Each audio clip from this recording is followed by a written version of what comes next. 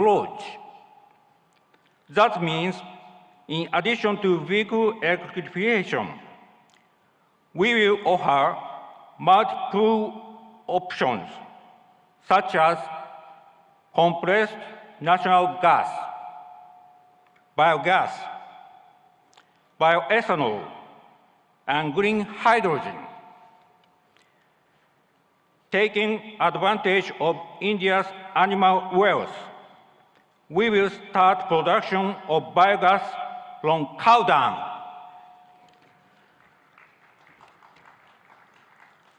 Together with National Dairy Development Board and Balance Dairy, Suzuki has already started construction of 4 biogas plants in Gujarat.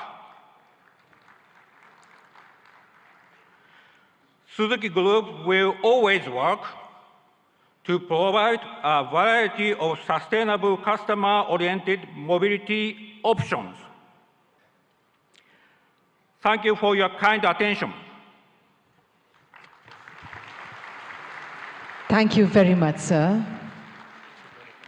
We would like to invite Shri Mukesh Ambani, Chairman, Reliance Industries Limited.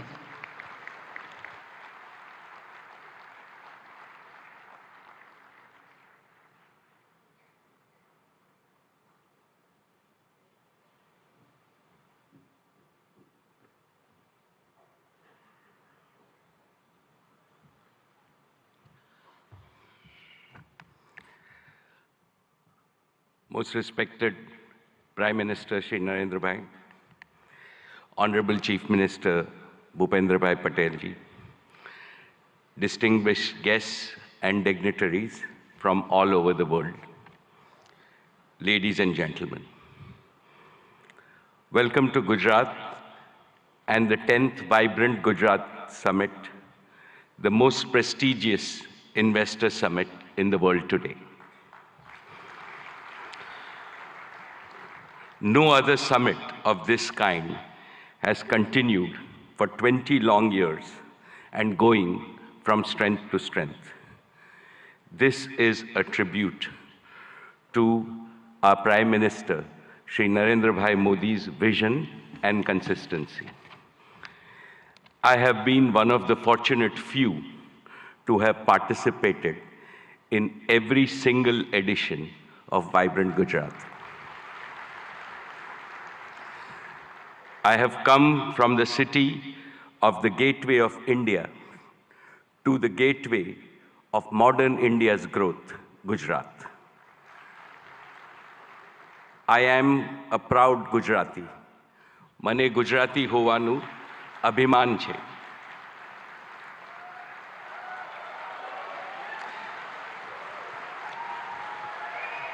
When foreigners think of new India, they think of a new Gujarat, Navu Gujarat. How did this transformation happen? Because of one leader, our beloved leader who has emerged as the greatest global leader of our times. And he is Shri Narendra Bhai Modi, the most successful Prime Minister in India's history.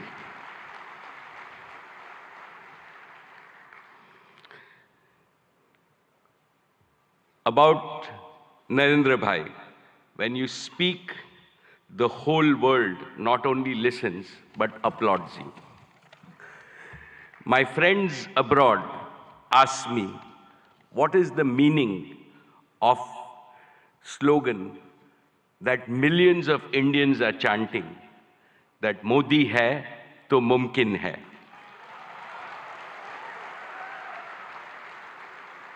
I tell them,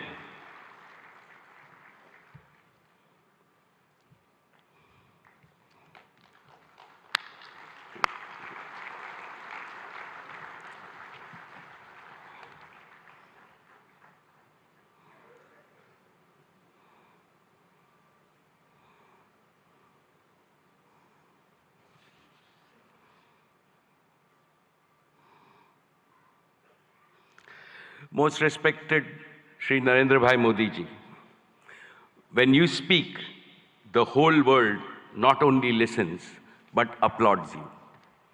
My friends abroad ask me, what is the meaning of the slogan millions of Indians are chanting, Modi hai to mumkin hai. I tell them it means India's Prime Minister makes the impossible possible with his vision, determination, and execution. They agree and they also say, Modi hai to mumkin hai. My esteemed friends, I will never forget what my father, Dhirubhai Ambani, used to tell me in my childhood. Gujarat is your Matrubhumi, and Gujarat should always remain your Karm Bhumi. Today, let me declare yet again, Reliance was, is, and will always remain a Gujarati company. Each of Reliance's business is striving to fulfill the dreams of my 7 crore fellow Gujaratis. Reliance has invested over $150 billion, that is 12 lakh crores, in creating world-class assets and capacities across India in the last 10 years. Of this, more than 1/3 has been invested in Gujarat alone.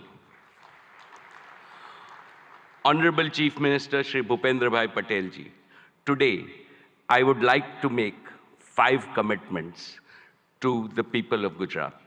First, Reliance will continue to play a leading role in Gujarat's growth story with significant investments in the next 10 years. Specifically, Reliance will contribute to making Gujarat a global leader in green growth. We will help Gujarat target to meet half of its energy need through renewable energy by the year 2030. For this, we have started building the Dhirubhai Ambani Green Energy Giga Complex, over 5,000 acres in Jamnagar. This will generate a large number of green jobs and enable production of green products and materials, and will make Gujarat a leading exporter of green products. And we are ready to commission this in the second half of 2024 itself. Second, Reliance Jio completed the fastest rollout of 5G infrastructure anywhere in the world. Today, Gujarat is fully 5G enabled, something that most of the world does not yet have. This will make Gujarat a global leader in digital data platforms and AI adoption. 5G-enabled AI revolution will make Gujarat's economy more productive, more efficient, and more globally competitive. Besides generating millions of new employment opportunities, it will produce AI-enabled doctors, AI-enabled teachers, and AI-enabled farming, which will revolutionize healthcare, education, and agricultural productivity in the state of Gujarat. This will benefit every Gujarati in urban as well as rural areas, since to my mind, AI also means an all-inclusive growth. Third, Reliance Retail will further accelerate its mission to bring quality products to consumers and simultaneously empower lakhs of kisans and small merchants. Our retail business improves the quality of life of all households of Gujarat with better products and services. Fourth, Reliance will make Gujarat a pioneer in new materials and the circular economy. As a first step, Reliance is setting up India's first and world-class carbon fiber facility at Hazira. And finally, fifth, Prime Minister Modi ji has announced that India will bid for 2036 Olympics. In preparation for that, Reliance and Reliance Foundation will join forces with several other partners in Gujarat to improve education, sports, and skills infrastructure that will nurture the champions of tomorrow in various Olympic sports. Most respected Prime Minister Narendra Bhai Modi ji, before I conclude, permit me to articulate a conviction that resides in the heart of everyone in this hall and most Indians. As Chief Minister of Gujarat, you used to say, Bharat ke vikas ke liye Gujarat ka vikas. And that is how you made Gujarat India's growth engine. Now, as Prime Minister of India, your mission is Dunya ke vikas ke liye Bharat ka vikas. You are working on the mantra of global good and make India the world's growth engine. The story of your journey from Gujarat to the global stage in just 2 decades is nothing short of a modern epic. Today, and in today's India, is the best time for young people to enter the economy, to innovate, and to provide ease of living and ease of earning to hundreds of millions of people. The coming generations will indeed be thankful to Prime Minister Modi for being both a nationalist and an internationalist. You have laid a solid foundation for Viksit Bharat, India as a fully developed nation in Amrit Kal. No power on earth can stop India from becoming a $35 trillion economy by 2047. And as I see, Gujarat alone will become a $3 trillion economy.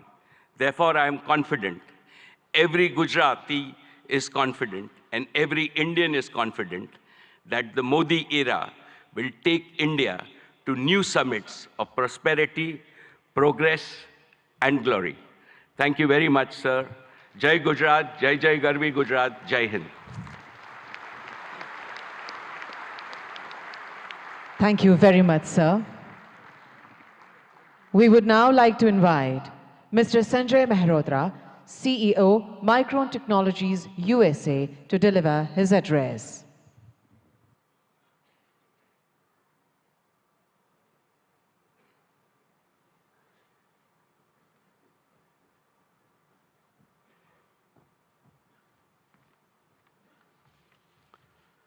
Namaste and good morning.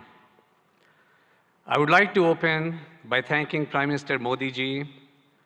Your vision to make India a global hub for semiconductors will be a huge economic driver for India's future as India marches toward becoming the 3rd largest global economy. I would also like to recognize the several industry leaders who are going to be speaking here today and have already spoken. It truly is an honor for me to share the stage with you to open this critical forum discussing opportunities for India to accelerate domestic manufacturing as India marches towards a very bright future. There is a tremendous opportunity ahead for India in semiconductors. Vibrant Gujarat will also address the visionary ideas that are critical for India's growth as a semiconductor power. Today, I'm proud to represent Micron. Micron is one of the world's largest semiconductor companies and the leader in memory and storage. Micron's innovations have been at the heart of all computing systems for more than 4 decades. Memory is a key enabler of AI, and Micron is a leading powerhouse in memory. I'm proud that in June, we announced plans to build a world-class memory assembly and test facility right here in Gujarat, the first of its kind in India. I'm grateful to the Indian government and all the officials with the great support from Bhupendra Bhai ji and the central government and the state government, all that have been involved in making this investment possible. We have begun phased construction and proud to partner with Tata projects to build this world-class facility. In fact, I visited this facility just yesterday, and the construction is coming along very nicely. The first phase, 500,000 square feet of planned clean room space, will be operational by early 2025.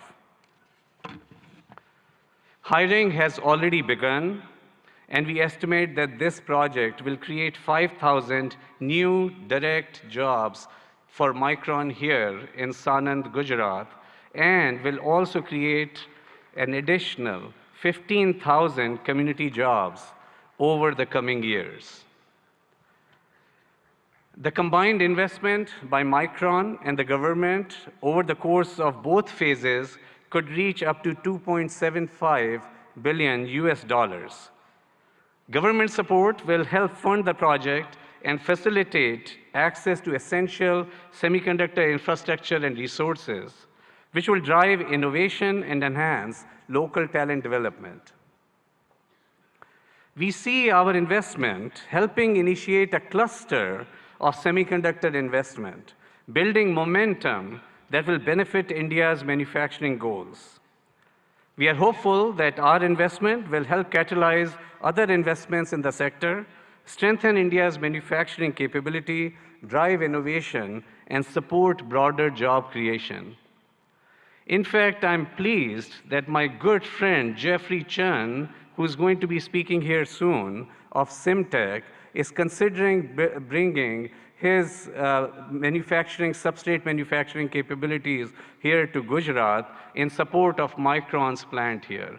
This is an example of the ecosystem, the cluster that Micron is capable of generating as an anchor semiconductor company here in Gujarat, here in India.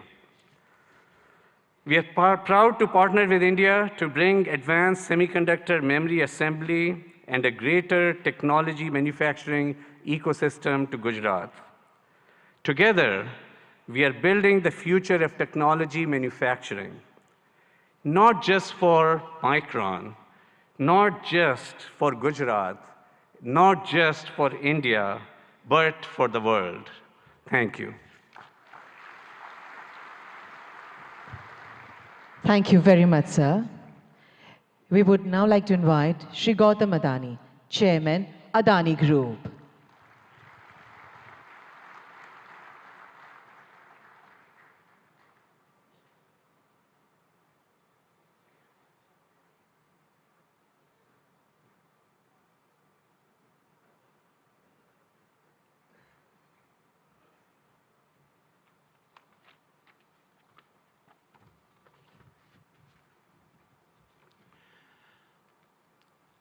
Honorable Prime Minister, Shri Narendra Bhai Modi, distinguished heads of government of our partner countries, His Excellency Governor of Gujarat, Honorable Chief Minister, Shri Bhupendra Bhai Patel, distinguished ministers, captains of industries, and my dear friends. Good morning. It is a privilege to address the 10th Vibrant Gujarat Summit. I take immense pride in having been a part of every one of these summits. Honorable Prime Minister, Vibrant Gujarat is a stunning manifestation of your extraordinary vision. It has all your hallmark signatures, merging grand ambition, massive scale, meticulous governance, and a flawless executions. It ignited a nationwide movement as all our states march forward, competing and cooperating to fundamentally remodel India's industrial landscape. The statistics of the past decade are remarkable. Since 2014, India's GDP has grown by 185% and per capita income by a stunning 165%.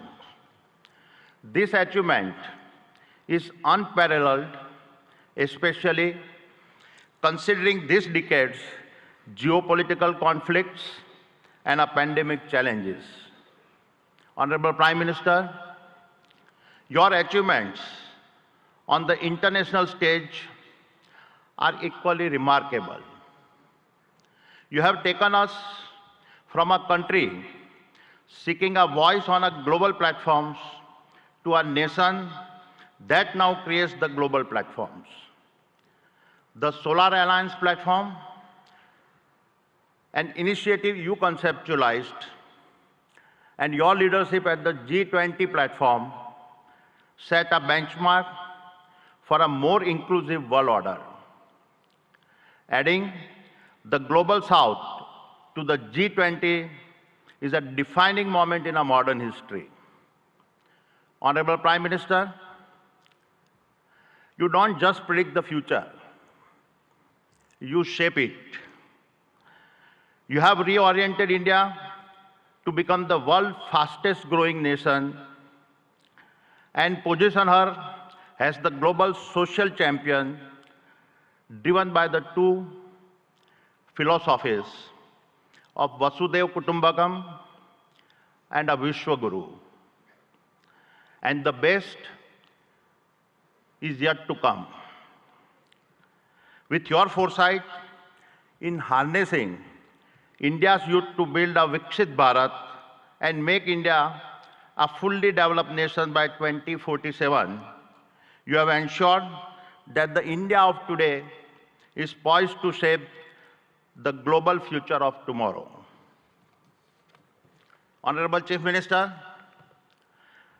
at the previous summit, I announced our investment of over rupees 55,000 crores by 2025. We have already surpassed rupees 50,000 crore across the various sectors I had promised and have vastly exceeded our target of 25,000 direct and indirect jobs. Today, I commit to further investments. We are constructing the world's largest green energy park in Khavda district, Kutch, generating 30 gigawatt of our renewable energy over 725 square kilometers. Even visible is from space. We are expanding the green supply chain for an Atmanirbhar Bharat and creating the largest integrated renewable energy ecosystems. This includes solar panels, wind turbines, hydrogen electrolyzers, green ammonia, PVC, and expansion in copper and cement projects.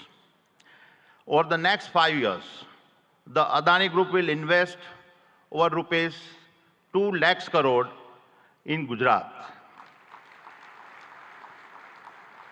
thereby creating over 100,000 direct and indirect jobs. I am grateful for your support.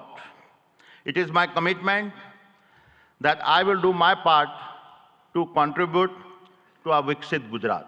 Thank you. Jai Jai Garvi Gujarat. Jai Hind. Thank you very much, sir.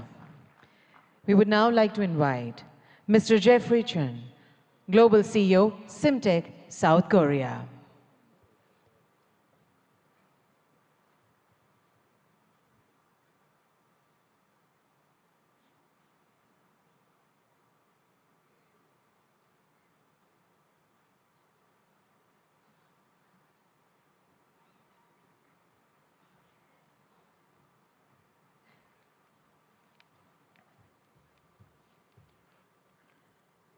Good morning. Thank you, Honorable Prime Minister, Head of State, Government, Union and State Ministers, senior officials of Government of India, and the State Government of Gujarat for hosting Vibrant Gujarat Global Summit 2024. It is my great honor to participate in this event and given the opportunity to interact with global and national industry leaders and other distinguished guests.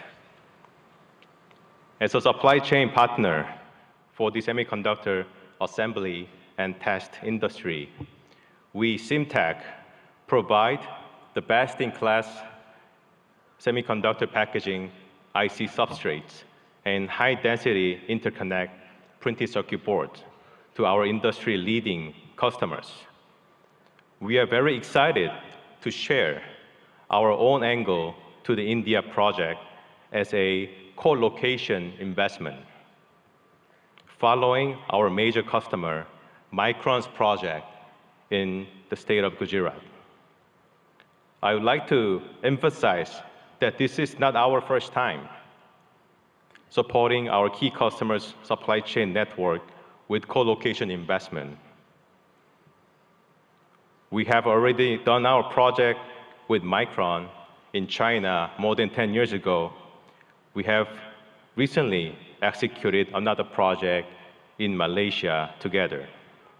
Through these projects, we have proven to the market that co-location investment really boosted the growth of a semiconductor ecosystem in the region, and that it also helped our business to settle in the initial stage of the investment, which would not have been possible without the support of the next-door neighbor like Micron.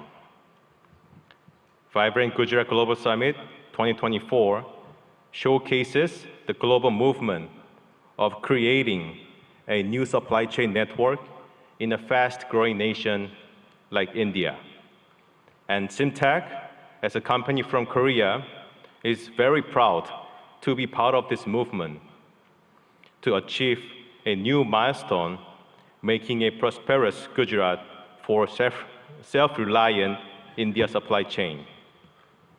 We are now preparing for another round of co-location investment in India, following Micron's investment plan in Gujarat State.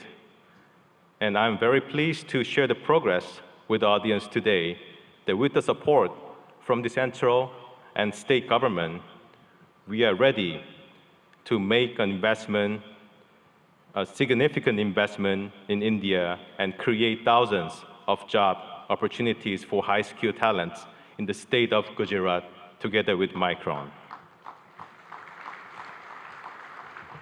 And most of all, elevating the India's PCB and IC packaging substrate industry to another level to make India's presence in the semiconductor supply chain network much stronger. We really look forward to further supporting our customers' supply chain, both in India and globally. And we will further enable India's domestic players to be part of the global supply chain ecosystem. Thank you very much. Thank you very much, sir. We now invite Shri N. Chandrasekharan, Chairman, Tata Sons Limited, for his address.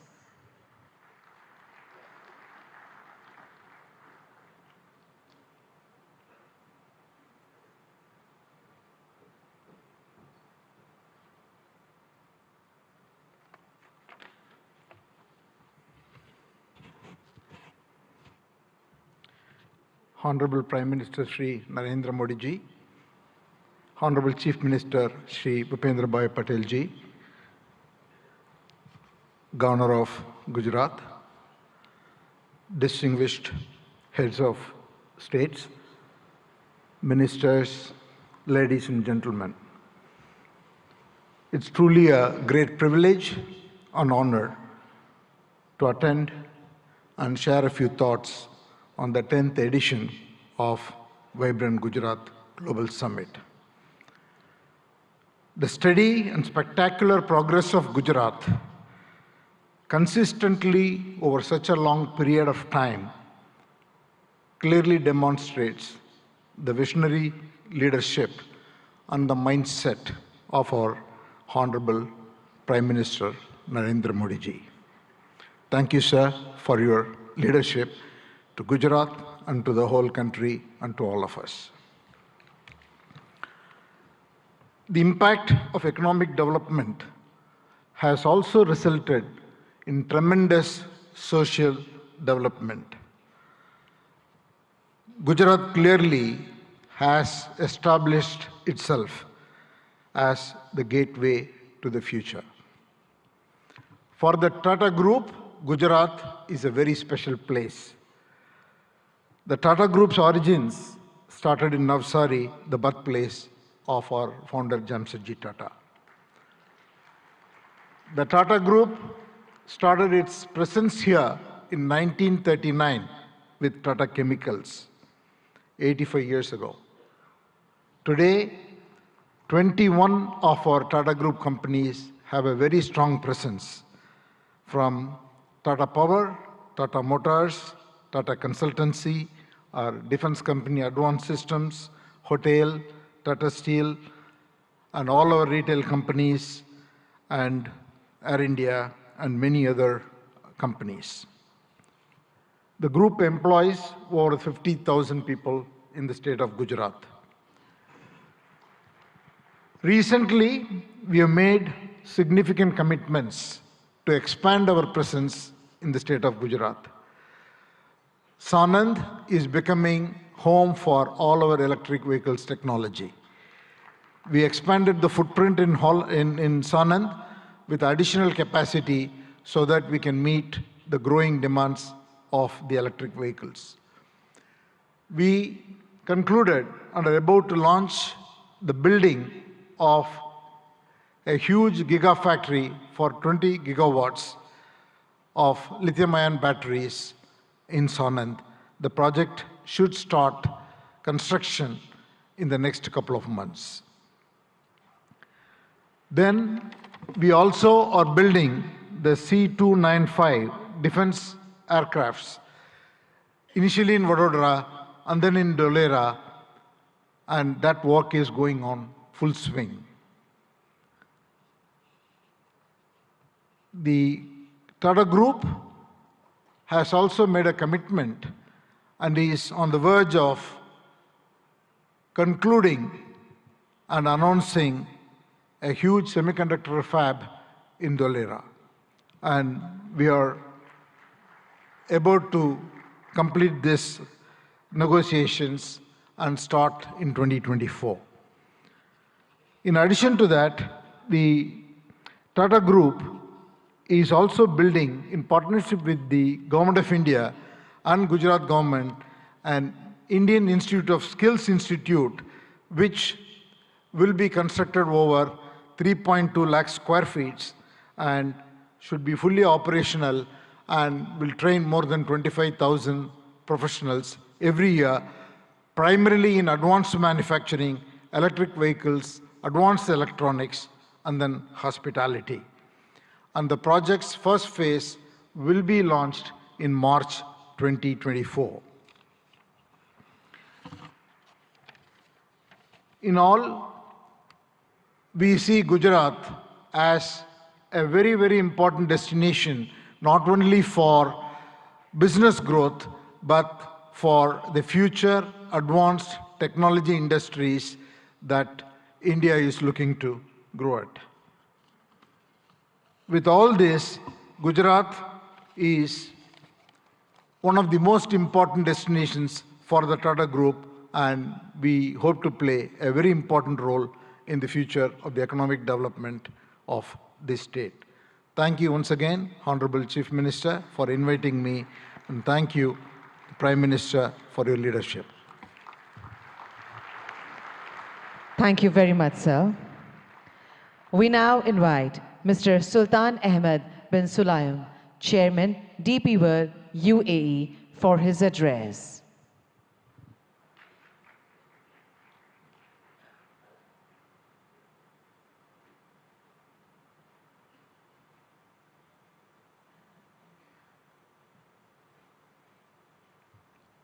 Honorable Minister Shri Narendra Modi, Honorable Chief Minister of Gujarat Shri Bhupendra Patel, dignitaries of Government of India, UAE, and partner countries. Distinguished guests, good morning. It's a great honor and a privilege to address the inaugural session of the 10th edition of the Vibrant Gujarat Global Summit. It is heartening to see Honorable Prime Minister Modi's vision of Vibrant Gujarat became a reality. I would like to congratulate and thank the Government of Gujarat, led by Honorable Chief Minister Bhupendra Patel, for organizing this summit and inviting me.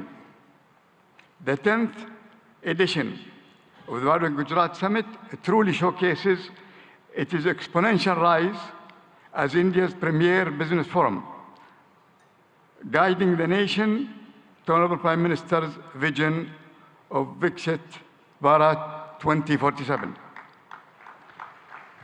Gujarat also have been a pioneer in developing and promoting various industrial clusters and estates, such as the Gujarat International Finance Tech City, the Dholera Special Investment Region, and the Gujarat Maritime Cluster, truly acting as the gateway to the future. Gujarat has a special place within the strong bilateral ties between UAE and India. The UAE is one of the biggest overseas investors in Gujarat, having invested more than $2.4 billion since 2017. And these strong connections have seen Gujarat export more than $7 billion worth of goods to UAE in the last year. India was the fastest growing major economy in the world in 2023. This growth is set to continue under the strong leadership of Honorable Prime Minister Modi and Honorable Chief Minister Patel. Through investment and initiative like Gati Shakti, Gujarat and India will continue to realize their potential economic powerhouses. Like the Vibrant Gujarat Summit, DP World also started our operation in Gujarat in 2003 with the opening of the Mundra International Container Terminal. Since 2003, DP World have invested in the state of Gujarat as well in other states in India in the tune of $2.5 billion. To develop multimodal logistics, ecosystem connection ports to free trade zone, container freight station, inland rail terminal, contract logistic, cold chain, and express cargo services. DP World is planning in the next 3 years to invest, in addition to that, $3 billion. We will continue to support Gujarat economy by building state-of-the-art container terminal at Kandla with a capacity of 2 million containers. Looking ahead, we foresee deeper trade, employment, and cultural collaboration between India and UAE. DP World has signed strategic memorandum of understanding with the government of Gujarat on the sideline of the summit, which reiterates our commitment to the state of Gujarat and India. We are proud to partner with the government for the development of India's logistics sector, and we will continue to support the manufacturing industries of Gujarat and the rest of India to make India goods globally competitive and accessible.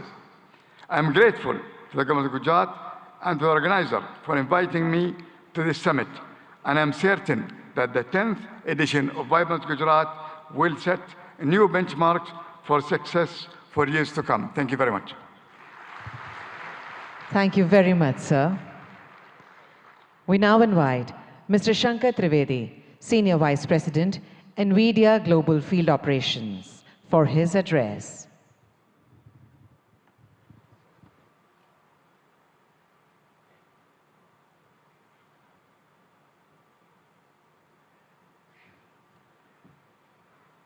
Namaste.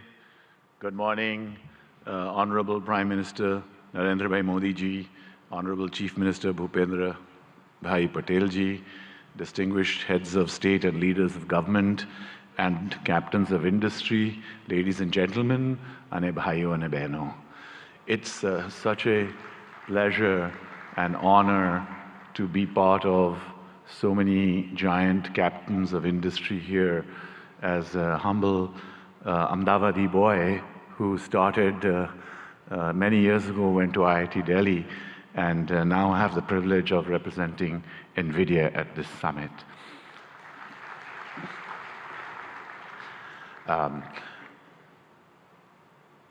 Generative AI is going to change the way we work, the way we do business, the way we govern, the way we live. Just like the internet starting 30 years ago and the mobile revolution starting 25 years ago, the generative AI revolution will also do the same. Generative AI is going to affect all of you. More than 5 years ago, Prime Minister Narendra Modi ji invited my CEO Jensen Huang to deliver a lecture to all of the heads of Indian governments in the Vigyan Bhavan. It is the first time that a global leader actually talked about implementing of AI. Thanks to the leadership of Prime Minister Modi ji, it has been a catalyst to accelerate the adoption of generative AI in India and also here in Gujarat. Today, I want to give you 3 specific things that NVIDIA has actioned over the last few months. Number 1, skills development.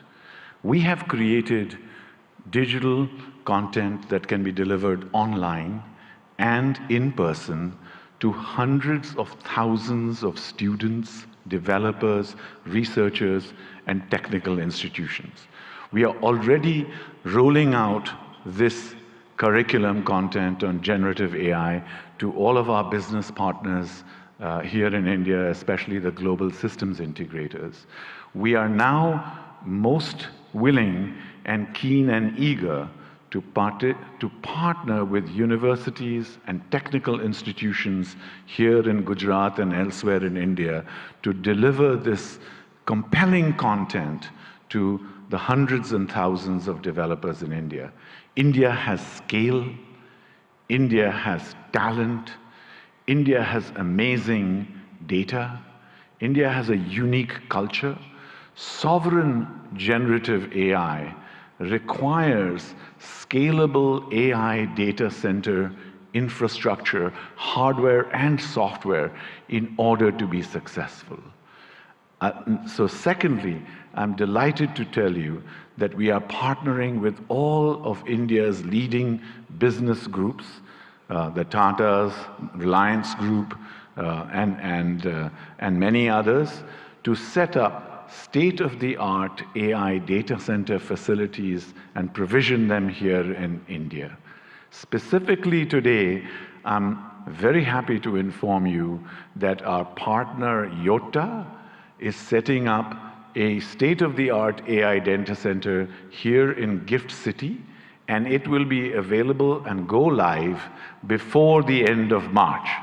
Thank you, sir. And thirdly, we are very strong supporters of Make in India. Make in India for India and Make in India for the world.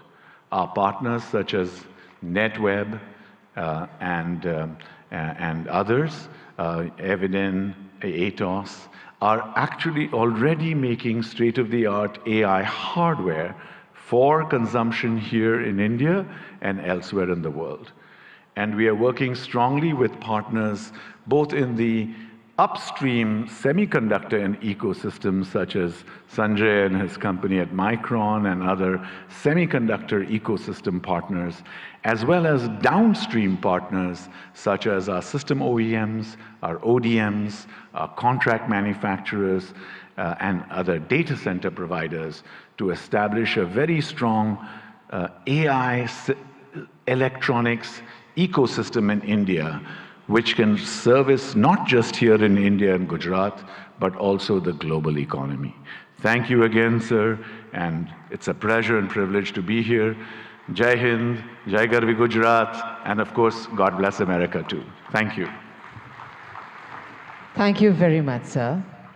We now invite Mr. Nikhil Kamath, co-founder and CFO, Zerodha.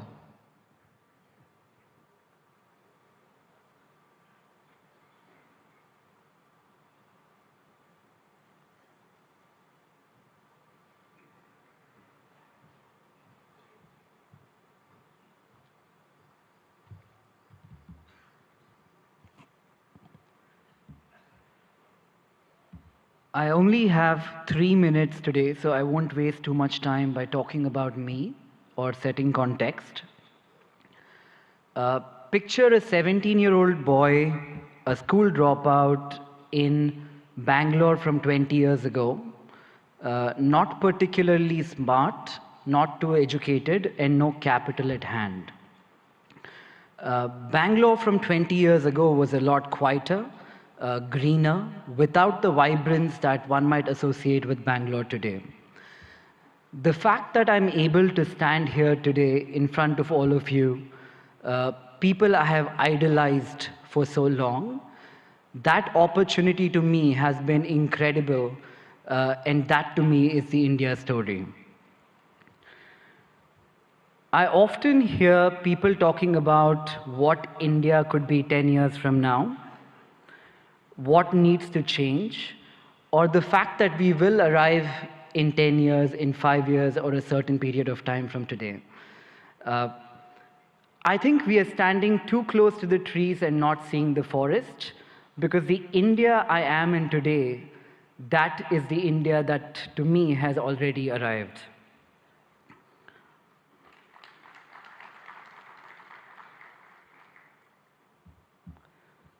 The opportunities the country threw to a 17-year-old boy, again with no education, no capital, or exceptionally smart, this, in my view, has not happened forever. The last 10 years have been incredible, and I'm not the only exception here in India. There are many other exceptions like me. We all hang out. We call this the startup ecosystem of India.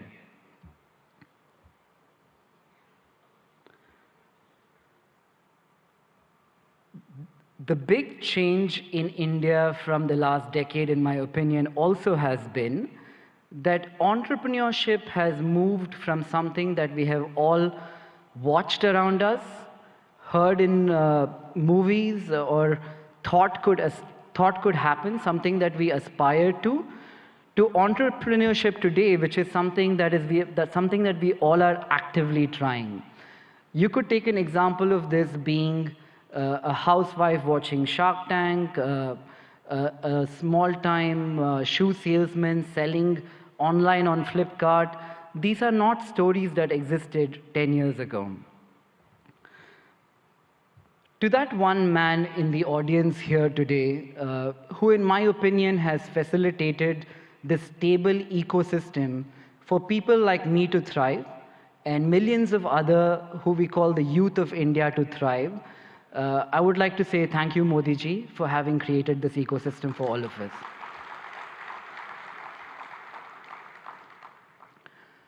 Growing up, I used to talk to people, that one relative in my family who went abroad, studied, and did very well.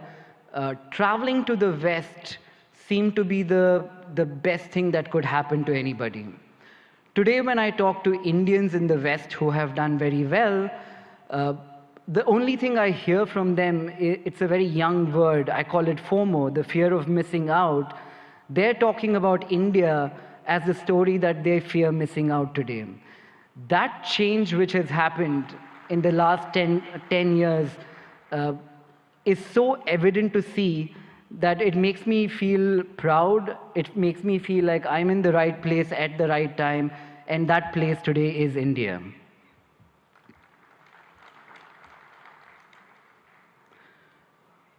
I often ask people if their life was a book, what would they call the current chapter?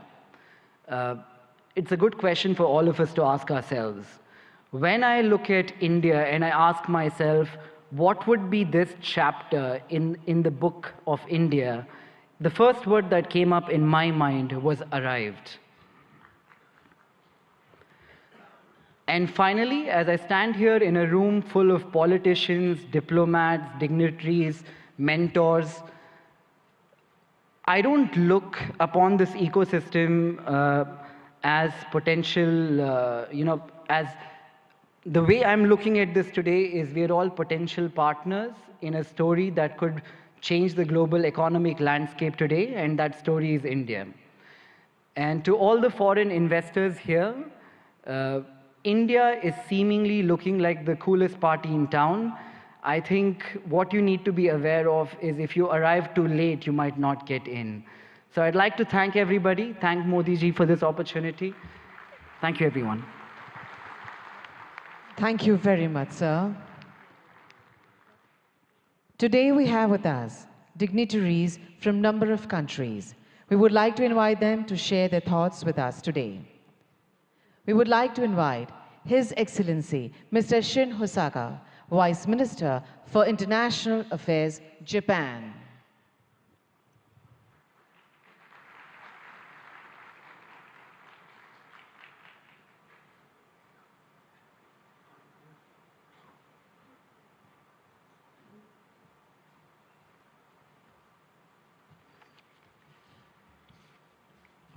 Namaskar. Good morning. Honorable Prime Minister Narendra Modi, Honorable Chief Minister of Gujarat, Pendra Patel, distinguished guests, all the delegates in attendance, my name is Shin Hosaka, Vice Minister for International Affairs of the Ministry of Economy, Trade and Industry of Japan, or METI for short. First of all, on behalf of the Japanese government, I'd like to express our gratitude to Prime Minister Modi for the letter to our Prime Minister Kishida expressing his condolences regarding the large earthquake January 1st in the Noto region in Japan. Thank you very much. Well, thank you for graciously inviting me to Vibrant Gujarat 2024. It's a great honor to have a speech in this Sunday event. With the world facing multiple crises that include natural disasters, climate change, and geopolitical tensions, from international cooperation for addressing challenges on a global scale is taking on greater importance. I wish to express my admiration for the formidable leadership of Prime Minister Modi, who despite such difficult circumstances, has successfully upheld India's great responsibility of the G20 presidency and continues to tackle the promotion of economic cooperation among the global South nations and the resolution of other challenges on a worldwide scale. India and Japan are special strategic global partners bound by the universal values of freedom, democracy, human rights, and rule of law that we have shared over our long history of exchange. Being that we are at such global turning point, I firmly feel that more than ever, the strengthening of relations between India and Japan in the economic sector is imperative for the sake of carving out a sustainable, peaceful future. Up to this point, Japanese corporations have continued to invest in the nation of India with a cumulative amount of investment between 2000 and 2023, reaching $38.3 billion. This amount is second in the world when tax havens are excluded. The number of Japanese corporations that have entered into the Indian market and the number of their bases of operations they have respectively reached 1,400 and 4,800. Over time, these corporations have kept on contributing to the forward for the development of India's manufacturing sector, particularly the automotive field. In the state of Gujarat, a manufacturing industry ecosystem centered on the 4- and 2-wheeled vehicle sectors have been intensively built there. In order to further accelerate the Make in India initiative, Japan will further tackle the improvement of the investment environment through support for Japanese industrial parks. Gujarat currently hosts 6 Japanese-style manufacturing schools where we develop human resources to work on the manufacturing front lines. We intend to continue lending our cooperation in this field going forward. Initiatives by Japanese corporations are also extremely active. To give an example, Suzuki has already produced 750,000 vehicles at its Gujarat-based factory that it sells all over the world, not just in India. Moreover, the company has also adopted a plan to export electric vehicles produced in Gujarat to Japan and Europe in 2025 and beyond. I feel deep gratitude toward the Indian Gujarat governments for their cooperation for so long. Last July, we announced the Japan-India Industrial Co-Creation Initiatives in order to go beyond cooperation in the automotive industry and other existing industry domains to create industries in the name of further developing relations between our respective nations as we move forward. In the semiconductor, hydrogen green, and digital domains in particular, METE is carrying out preparation to proactively assist with business development in India. For cooperation surrounding semiconductors, in July 2023, we executed the Japan-India Semiconductor Supply Chain Partnership and launched a policy dialogue. Last November, we promptly held our first meeting of that partnership, which had over 100 individuals representing Japanese semiconductor-related enterprises in attendance. This time, as well, we carefully selected some semiconductor corporations with considerable potential to contribute to India and asked them to accompany us here. We hope to go beyond contribution to the establishment of semiconductor ecosystem in India in the form of developing semiconductor manufacturing environment, improving the logistic environment, and developing semiconductor human capital. For the hydrogen domains as well, we are providing support for attracting Japanese cooperation to India and lowering the initial risk associated with the start of operations in order to accelerate cooperation with the nation. In fact, world-leading equipment such as water electricity systems and ammonia mixed combustion burners is in the process of being introduced in India. In addition, METE will enact budgetary measures of $200 million for the purpose of accelerating economic cooperation with India. Our hope is to develop concrete projects through these funds towards the future. The concept of Vibrant Gujarat 2024 is gateway to the future.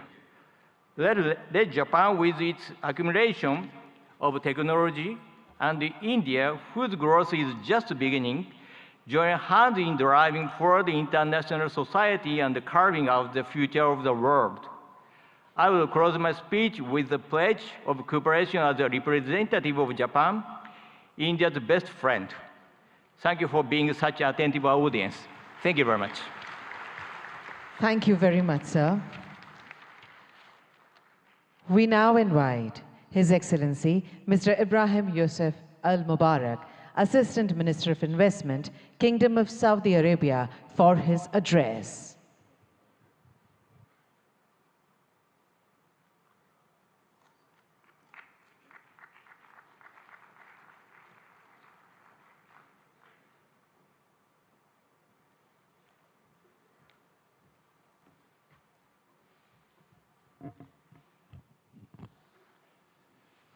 الحمد لله والصلاة والسلام على رسول الله. دولة رئيس الوزراء ناريندرا مودي، معالي رئيس الوزراء باتيل رئيس وزراء ولاية جوجرات، أصحاب الفخامة والسمو والمعالي الحضور الكرام، السلام عليكم ورحمة الله وبركاته. نامستي.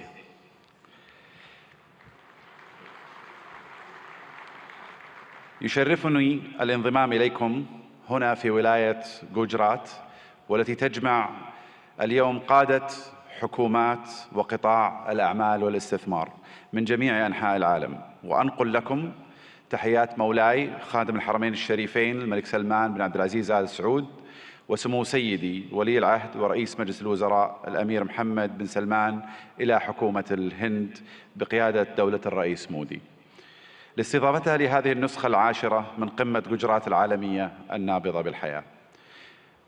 اسمحوا لنا بداية أن نشيد برحلة الهند الاقتصادية المبهرة، والتي وصلت بالهند إلى المرتبة 5 على مستوى العالم من حيث الاقتصاد والاستثمار الأجنبي المباشر.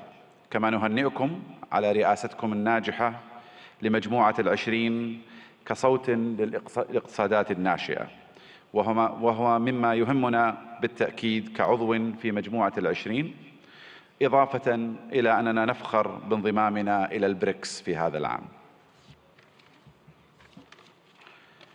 منذ أن انطلقت رؤية المملكة 2030 قبل ما يقارب 8 سنوات، ارتفع ناتجنا المحلي بنسبة 66%، وتضاعف استثمارنا الأجنبي المباشر 4 مرات، ونحن على بعد نقطة واحدة فقط من هدفنا المتمثل أن تصبح المملكة العربية السعودية أحد أكبر 15 اقتصاداً في العالم بنهاية هذا العقد بإذن الله. إن مكانة المملكة كشريك استثماري في البنى التحتية التقليدية والطاقة في القرن العشرين تتجاوز ذلك، لتشمل القطاعات الصناعية والخدمية في القرن 21 مثل السياحة والثقافة والنقل والطاقة المتجددة وتقنية المعلومات والاتصالات والمدن والمصانع الذكية، بالإضافة إلى البناء والنفط والغاز. إضافة إلى أن أصول صندوق الاستثمارات العامة السعودي تجاوزت 700 مليار ريال، كما يحتل سوق الأسهم في المملكة المرتبة 9 عالمياً، بعد أن صعد من المرتبة 25 في عام 2016، وقد بلغت الشركات المدرجة في السوق السعودي أكثر من 200 شركة، ويشاركنا اليوم مجموعة من هذه الشركات. إن مشاريع المملكة تعد فريدة من نوعها من حيث النطاق والطموح، لأنها تمثل بعضا من أكبر المشاريع المستقلة على مستوى العالم، وتوفر للمستثمرين فرصة استثنائية لإعادة تعريف الصناعات والحصول على حصة في السوق، ومنها نيوم، مشروع البحر الأحمر، القدية والعلا، ومشروع بوابة الدرعية وغيرها من المشاريع.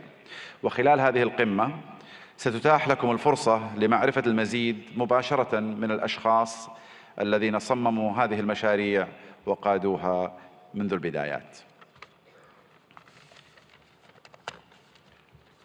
أصحاب الفخامة والسمو والمعالي الحضور الكريم، إن المملكة العربية السعودية لا تشترك مع الهند في المصالح الاستراتيجية فحسب، بل تشتركان أيضاً في طموحات مماثلة تشمل التحول الرقمي والابتكار والدفاع والفضاء. كما تفخر المملكة بكونها جزءاً من الاتفاقية التاريخية والتي تم الإعلان عنها على هامش قمة مجموعة 20 المثمرة التي عقدتها الهند في سبتمبر الماضي، وهي اتفاقية إنشاء ممر اقتصادي يربط الهند والشرق الأوسط وأوروبا بالسكك الحديدية وخطوط الموانئ وخطوط الأنابيب، كذلك مثل كابلات البيانات والهيدروجين والكهرباء، مما سيعزز بإذن الله سلاسل الإمداد والتوريد في جميع أنحاء العالم، مع خلق فرص استثمارية غير مسبوقة في المملكة والهند والدول الشريكة الأخرى.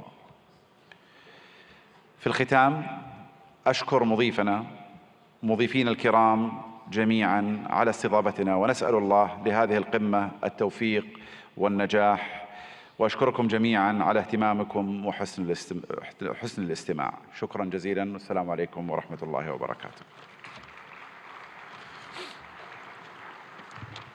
Thank you very much, sir. We now invite Lord Tariq Ahmed, Minister of State, Middle East, North Africa, South Asia, United Nations and the Commonwealth, UK, for his address.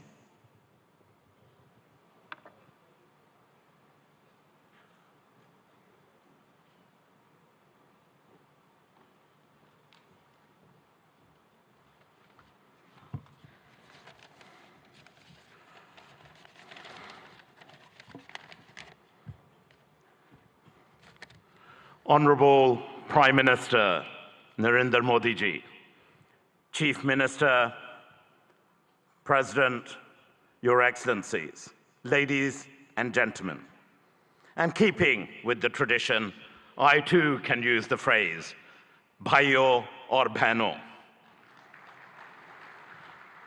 Britani Sarkar ki taraf se, Bharati Sarkar ko namaskar aur bahut-bahut बधाई हो।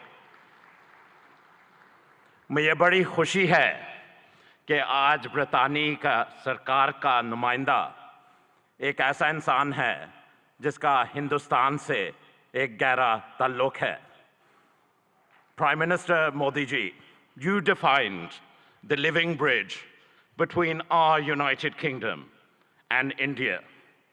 And therefore it is appropriate that I also extend the greetings of my Prime Minister, Rishi Sunak, indeed the son-in-law of Bharat, the son-in-law of India. And on this occasion of the 10th Vibrant Gujarat, it's my honor to represent the British government on this auspicious occasion. This summit has truly, in every sense, served as a masterclass on how to go about attracting global investors, to have a stake in that remarkable growth, which, as we've seen captains of industry line up and say, is truly remarkable of India-Bharat story. Our nations may be separated by thousands of miles geographically, but that vast distance can diminish with the warmth between our people, that living bridge. And there is so much in common between our two nations.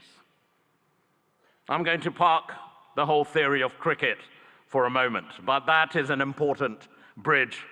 And to those nations represented here who don't quite understand cricket, I assure you we, the UK and India, stand together in helping you understand this great game. But India's leadership, and in congratulating the Prime Minister and indeed the whole government of India on G20 last year, was a true testament to its determination. And I'm grateful to my friend, the Minister for External Affairs, Jaishankar ji, for your leadership during that occasion, along with Prime Minister Modi ji as well. And I'm really confident, Prime Minister, that this living bridge of people and ideas and innovation will truly make our partnership a potent combination for the years ahead. And I just want to reflect briefly on the why this is. India is the second largest investor in the United Kingdom. More than 900 Indian businesses operate in the United Kingdom. Indian FDI in the UK is growing faster than any other country. And for our part, the United Kingdom has a unique mix of world-class expertise and indeed talent. Total trade in goods between our two nations stands at over £38 billion. That's close to $50 billion. And that's increased in the last year alone by 24%. And that demonstrates the real strength between the two nations. The United Kingdom is the most globally connected economy in the G20, ranked second globally for soft power, and the first in the G7 for international research, collaboration and impact. And I know those are important sectors right here in Gujarat and for India as well.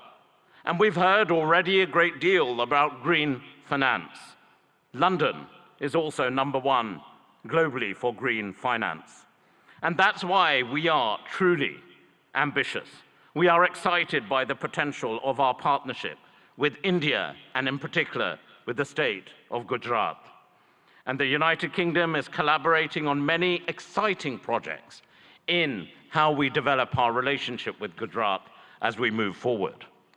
Take, for example, the Statue of Unity, designed by UK architects, Arab, which now stands tall as a symbol of a new, confident India. Or the JCB factory, designed by Mott MacDonald, whose machinery is now powering India's incredible infrastructure development. But, Prime Minister, Chief Minister, we want to go further. We want to do more. And of course, we understand the power of education, and we're proud of the strong association between India and the United Kingdom when it comes to our education sectors as well. When you power someone, an individual, no matter where in the world, through education, you empower them, their families, their communities, indeed their nations. And I know, Prime Minister Modi ji, what a priority this is for you. And it is also live right now. We have just signed a MOU to enable closer collaboration between our higher education institutions. We want to go further in the areas of the creative economy, nurturing artists and boosting cultural exchange. Be in no doubt, business links will continue to grow, creating jobs and prosperity, whether it's from here in Ahmedabad to Aberdeen in Scotland in the United Kingdom. Our old friendship is blossoming into a new partnership. Bharat और ब्रितानी एक बहुत गहरी दोस्ती है, एक जिंदा संबंध है. It is a true friendship, a lasting friendship, a deep friendship, and a binding friendship and partnership for today and the future. हमारी तरफ से आपको चीफ मिनिस्टर साहिब, गुजरात इस मौके पे आपका हम बहुत धन्यवाद करते हैं. Thank you so much. बहुत बहुत धन्यवाद. Namaskar. Thank you very much, sir. We now invite His Excellency Mr. Vahan Karobian, Minister of Economy, Armenia.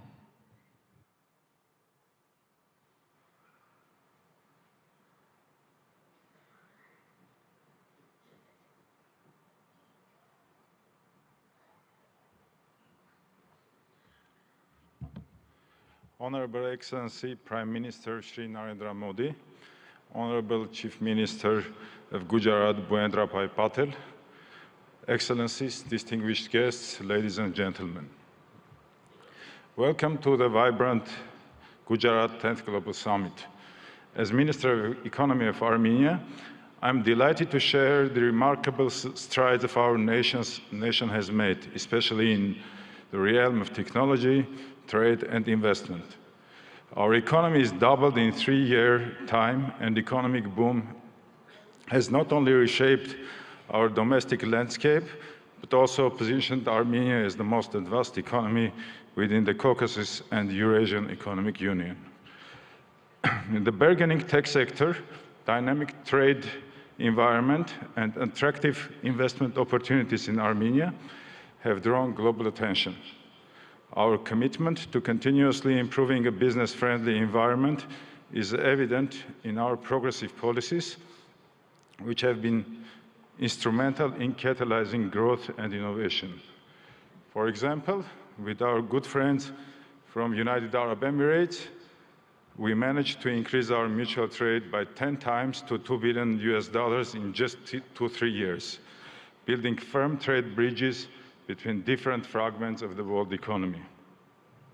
A pivotal aspect of our economic narrative is the increasing movement of trade and investments between India and Armenia.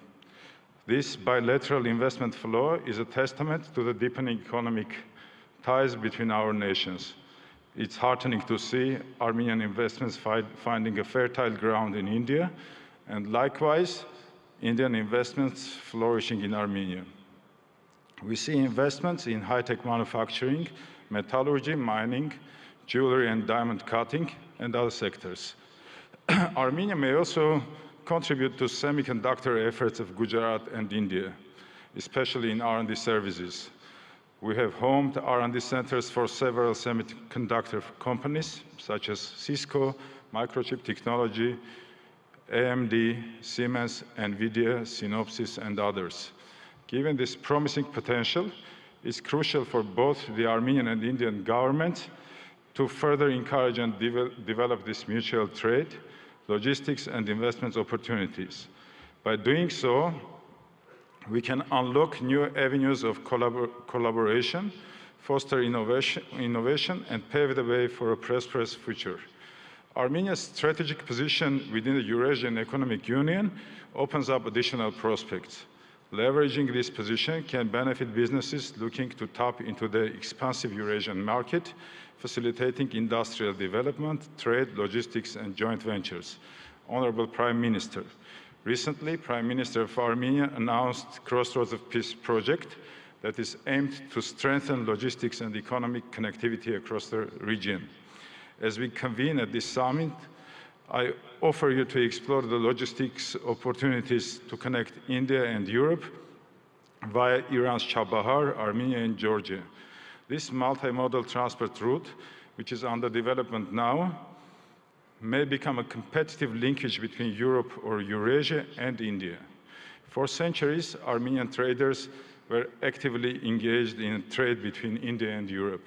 Let's strengthen our ties again, embark on new ventures, and march towards a future marked by shared success and mutual growth.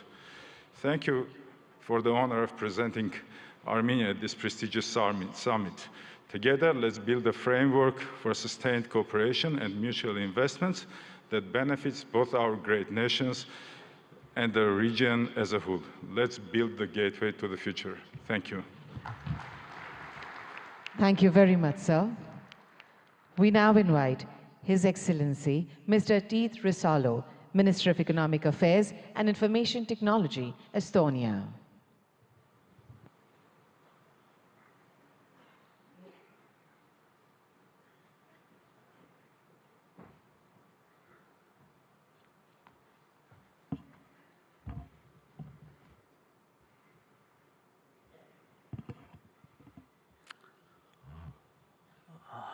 Prime Minister, Chief Minister, Excellencies, ladies and gentlemen, dear friends, namaste, or tere hommikust, as we say in Estonia. I believe India is a spiritual country where people believe still in miracles.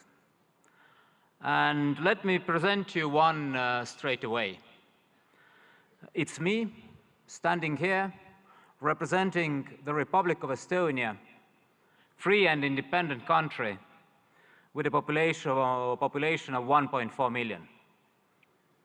Archaeology tells us that Estonians have been living in the same place for 5,000 years. But from the written history of 1,000+ years, we have been independent only 50. Despite that, we have maintained a unique culture and a full-blown, unique language and a full-blown culture. We regained our independence only 30 years ago. We started from zero. We had devastated economy, zero capital, and no major natural resources. For now, we are widely recognized as first and one of the most advanced digital societies. Estonia is a global leader in harnessing the power of technology for its citizens. But the truth is, miracles just don't happen. You have to work hard to arouse them.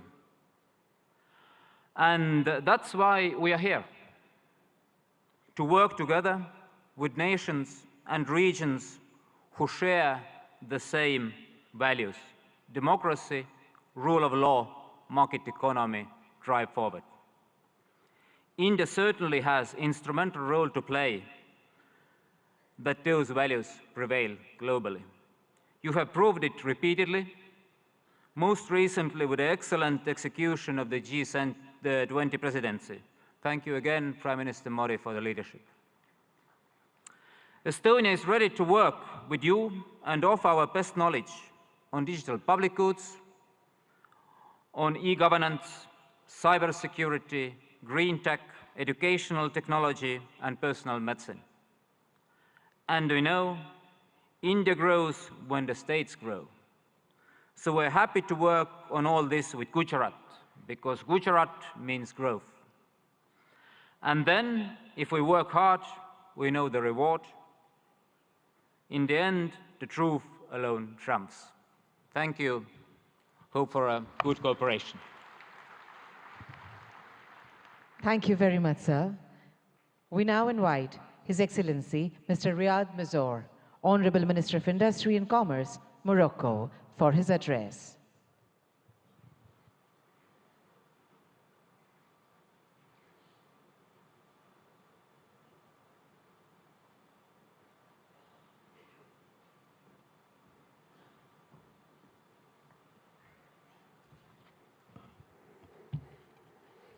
Honorable Shri Narendra Modi, Prime Minister of Bharat.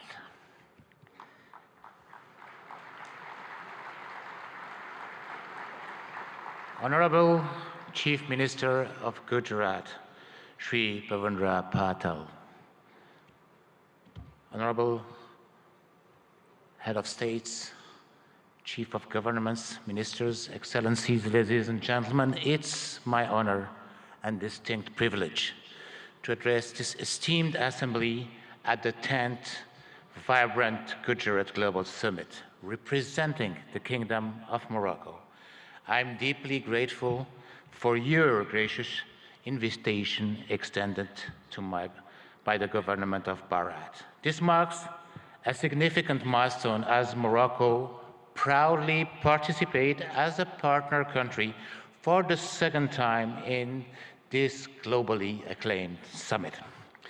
This summit, an initiative that we owe you, Prime Minister Modi, that we owe to your leadership, stands as a beacon of opportunity, not only in fostering business projects, but also in fortifying the enduring bonds of cooperation and friendship that so splendidly unites Morocco and Bharat.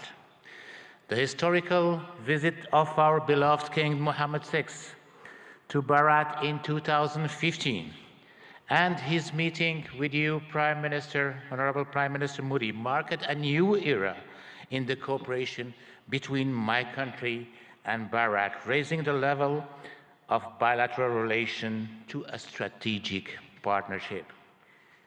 Even our beloved king at that time expressed his admiration for the Indian model, which has succeeded in emerging as one of the largest world economy. Let me comment on what have been said beforehand. Prime Minister Modi, you made Gujarat as an engine of growth for Bharat, but you made Bharat as the engine of growth of the world. Morocco, for its part, has also evolved positively, showing a regional leadership in advanced sectors, such as automotive, aerospace, semiconductor, and fertilizer industry, coupled with a significant transformation of historical sectors such as textile and agri-food. All sectors have been performing remarkably well despite successive crises, which confirm the undeniable success of the industry policy of Morocco, Gujarat, and Bharat. Since then, our two governments have worked tirelessly to achieve the objectives set. Today, there are almost 50 agreements and MOUs signed in various sectors. Today, there are also 45 Indian companies established in Morocco, while there were only 13 in 2015. Today, our exchanges have tripled from $1.4 billion to $4.2 billion. Today, Gujarat, India, has hosted the most important Moroccan investments in Asia. This is a testimony of the great momentum that had been injected into Moroccan-Indian bilateral relations, and I'm confident this will continue to grow as both of our nations share a commitment to economic growth, sustainable development, and mutual prosperities. Ladies and gentlemen, under the guidance of our beloved King, Morocco has embarked on a transformative journey, guided by a strategic development roadmap that has steered the nation towards openness and remarkable progress. In the face of supply shocks and succession of global crises, Morocco's resilience has been extraordinary, showcasing its agility to navigate through multifaceted challenges with innovative solutions. Indeed, our country's GDP has tripled in the last 20 years, and we multiplied our manufacturing export by 6 since 2000. Today, 87% of our exports are manufactured products. Today, Morocco is the first manufacturer of cars in Africa and one of the most competitive countries worldwide in producing cars and renewable energy. Well, the best and the most competitive country in producing cars is still Bahrain. Moreover, thanks to our ideal position as a continental and world-class hub, its free trade agreements giving access to more than 100 countries and 2.3 billion consumers, and its political and monetary stability, Morocco offers great opportunities for investors to settle.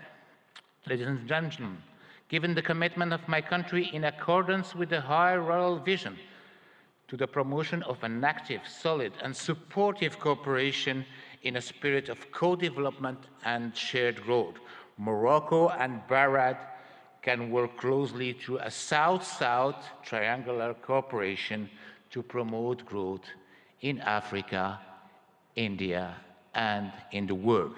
Indeed, our strategic partnership should also enable our countries to develop joint initiatives that include the entire African continent in the process of industrializing and developing economies, but also to ensure food and health securities.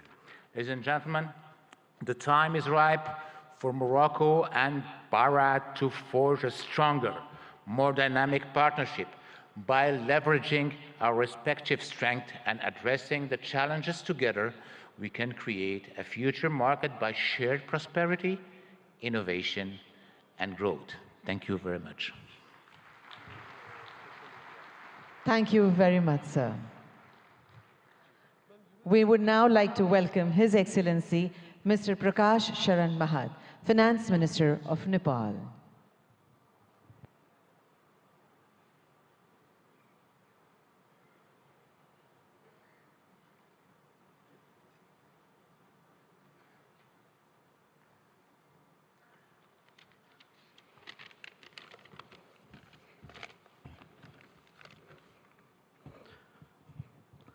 Right Honorable Prime Minister Sri Narendra Modi ji, Honorable Chief Minister of Gujarat Sri Bhupendra Bhai Patel ji, distinguished participants, ladies and gentlemen, warm greetings from Nepal. Namaskar, Namaste. At the outset, let me express my sincere gratitude to Honorable Bhupendra Bhai Patel ji, Chief Minister of Gujarat, for inviting me in this August gathering. I am deeply honored and privileged to be part of this vibrant Gujarat Global Summit 2024. This global forum for business networking, knowledge sharing, and strategic partnerships for fostering sustainable and inclusive growth has now been a forum for all. Modi ji had envisioned vibrant Gujarat concept in 2003. Under your visionary leadership, this idea of entrepreneurial spirit of Gujarat has now been translated into vibrant India. India is now a major global economic power. I also like to commend Modi ji for your transformative leadership during G20 presidency, which has brought this mechanism to a next level. That is, you have made this more inclusive and broader. Vibrant Gujarat development model, which you are translating nationwide, has been a source of inspiration for many countries, including Nepal, is now managing financial resources and technological know-how for addressing economic, social, and environmental challenges of our time. Nepal and India, actually, Bharat, since thousands of years, have common places of great Hindu and Buddhist religious worships. And we are visiting each other's places since ancient times. I am happy to inform you that visitors from Gujarat are one of the largest in Nepal. I still have fresh memory of Modi ji's statement delivered in our parliament in 2014, particularly your emphasis on HIT, that is highways, information ways, and transmission ways. I am happy to share that we are working together in all these areas to improve connectivity, strengthen market linkages, and to reduce transaction costs. Recently, Nepal and India have signed a long-term power purchase agreement of exporting 10,000 megawatt of electricity to India over 10 years of time. This will immensely open up investment opportunity in hydropower in Nepal. It will also contribute to achieve green energy transition target not only for Nepal, but also in India. Situated between two global economic powers, Nepal has adopted liberal, market-oriented economic policy since the early 90s and is a member of several international organizations and multilateral agencies. And we are implementing trade and investment policies and regulation of international standards. Nepal provides investor-friendly regulatory and legal framework with macroeconomic stability and rule-based democratic political system. Our legal system prohibits nationalization of private enterprises and properties. We guarantee national and non-discriminatory treatment to foreign investment. Those who have invested in Nepal are enjoying good returns on their investment. The abundant natural and educated human resources, together with potential domestic and export market, ensures attractive return for prospective investors. There are huge untapped investment opportunities in Nepal, in energy, tourism, agribusiness, and ICT. There are also other potential areas of investment such as health, education, manufacturing, construction, transportation, mining, banking, and financial services. Nepal is organizing Investment Summit in April 28 and 29 this year in Kathmandu. I would like to use this occasion to cordially invite all captains of industries and entrepreneurs from India and other participating countries for your valuable involvement in this summit. I hope your innovative business ideas and investment decisions will be a milestone for unlocking growth potential of Nepal.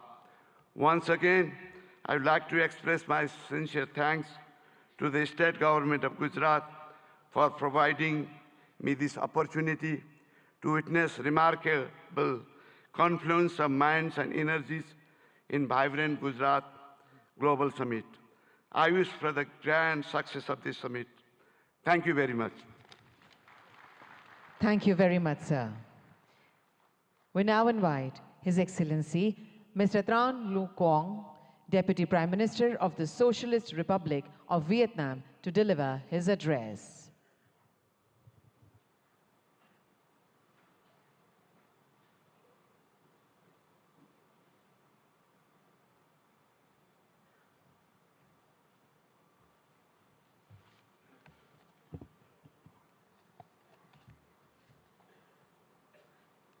Thưa ngài Narendra Modi, Thủ tướng nước Cộng hòa Ấn Độ, thưa ngài Thủ tướng bang Gujarat, thưa các vị nguyên thủ quốc gia, người đứng đầu chính phủ các nước, thưa toàn thể quý vị.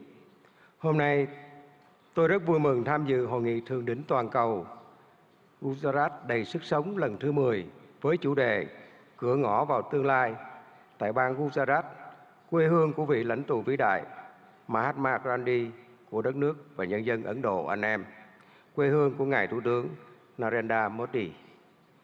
Với quy mô ngày càng lớn và sự tham gia đông đảo của lãnh đạo và doanh nghiệp Ấn Độ cũng như các nước, Gujarat đầy sức sống đã thể hiện rõ tầm nhìn của Thủ tướng Modi và nỗ lực của bang Gujarat, góp phần khẳng định sự hấp dẫn cũng như vai trò và vị thế quốc tế ngày càng cao của Ấn Độ. Chúng ta đang sống trong một thế giới đầy biến động phức tạp và khó lường. Dù gặp nhiều khó khăn thách thức, song hòa bình, hợp tác và phát triển vẫn là xu thế lớn.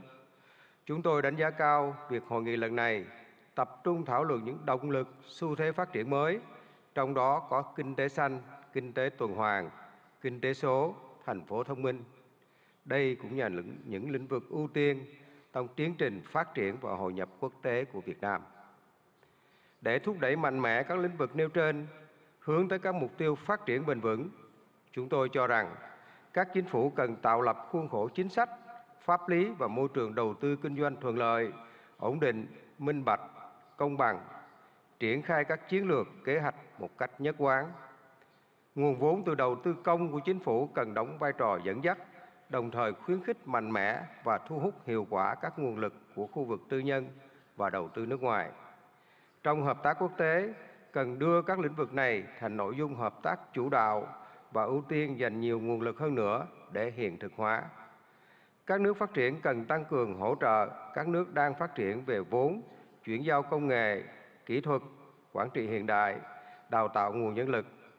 Là nền kinh tế phát triển nhanh và năng động, có quy mô lớn thứ 5 thế giới, Ấn Độ hoàn toàn có thể và đang ngày càng phát huy tốt hơn nữa vai trò dẫn dắt trong tiến trình này.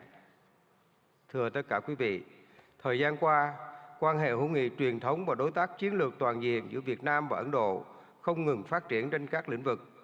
Việt Nam trân trọng cảm ơn và đánh giá cao sự hỗ trợ hiệu quả của Ấn Độ trong đào tạo nguồn nhân lực, phát triển khoa học công nghệ, chuyển đổi năng lượng, chuyển đổi số. Trong thời gian tới, chúng tôi mong muốn đẩy mạnh hơn nữa hợp tác với Ấn Độ nói chung và bang Gujarat nói riêng, nhất là trong các lĩnh vực có thế mạnh của Ấn Độ và phù hợp với ưu tiên phát triển của Việt Nam. Trong đó, nhiều lĩnh vực sẽ được trao đổi tại hội nghị lần này. Là bạn, là đối tác tin cậy và là thành viên tích cực, có trách nhiệm trong cộng đồng quốc tế, Việt Nam luôn hoan nghênh và sẵn sàng tạo một điều kiện thuận lợi nhất để các doanh nghiệp Ấn Độ đầu tư, kinh doanh lâu dài ở Việt Nam.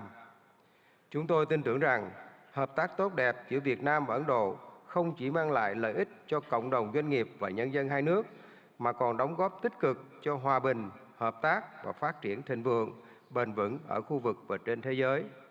Xin chúc Ngài Thủ tướng Modi, các vị lãnh đạo và toàn thể quý vị sức khỏe và hạnh phúc. Chúc hội nghị của chúng ta thành công tốt đẹp. Xin trân trọng cảm ơn.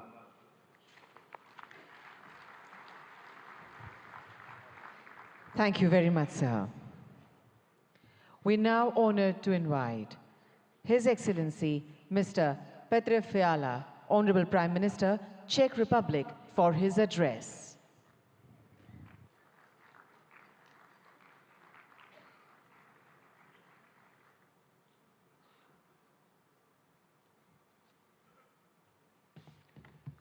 Honorable Prime Minister Modi, Chief Minister Patel, Presidents, Excellencies, ladies and gentlemen. First, please let me congratulate you on 20 years of this successful summit.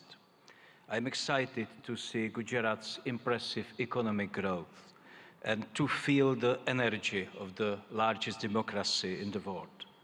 Thank you, Chief Minister Patel, for your kind hospitality. It is a real pleasure to be here. Ladies and gentlemen, the topic of this summit is Gateway to the Future. It is a big inspiration. We are at a special point and can choose our future. It is a time of dramatic risks, but also of great chances, because the problems of today are very complex. It is not wise to concentrate on only one strategy. I think the humanity needs to work with three main priorities, three keys to unlock the gateway. The first key is innovation and new technologies. The second key is advanced industry. And the third key is applied research, which benefits the public, like in health and medicine. Please let me tell you about the position of the Czech Republic. The first key is innovation and new technologies. My country is quickly moving to a higher value economy. We are changing our education system, and we want stronger accent on STEM subjects. We also support innovation and partnership between universities, research institutions, and private sector. Maybe you know some innovative Czech brands.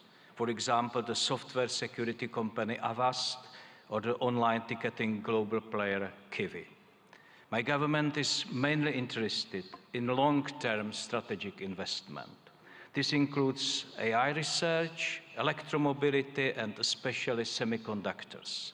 They are key for high-tech industries today, from cars to mobile phones. We also pay close attention to innovation in the energy sector. Unlike many European countries, we believe in the future of nuclear power. We have 50 years of expertise in nuclear power. Our top interest is development of small modular reactors. On this way, we want to work with leading global makers. It is also a chance to improve our Czech-Indian capacities in nuclear energy research. We are very serious about innovation in renewable energy and green digital technologies. The goal is to have reliable, efficient, and sustainable energy. This is about clean environment, and the potential for Czech-Indian collaboration is great, not only in energy, but also in wastewater treatment or in sustainable agriculture. The second key to our future is advanced industry. My country is a great exporter of high-quality industrial goods. I am sure that you know some of the traditional Czech brands. Bata, Škoda, Tatra, or Java are well established in India. Our companies are leaders in land transport. Škoda Auto produces cars here and has a new logistics center in Pune. It can be active and make India e-mobility hub of tomorrow. We also have great railway cars makers. Czech companies build wheel sets here in India. And we offer solutions for cities, trams, hydrogen buses, or smart transport systems. We have many advanced companies in the space industry. It is very strong in the Czech Republic. Their products are parts of rockets and satellites from the European Space Agency and others. Our aerospace and defense industry is always ready to help our friends in India. In all sectors of our industry, we are proud of traditional and new products and their quality. The third key is applied research in fields like healthcare and medicine. There are many major issues in public health: lifestyle diseases, sustainability of public health systems, and the new health dangers. COVID-19 is a typical example. It shows us the benefits of international cooperation, sharing results and experience, and fighting the virus faster than ever before. It also shows us the need to be prepared for other new dangers. In health and medical science, fast innovation can bring big benefits to people. Its importance will only increase.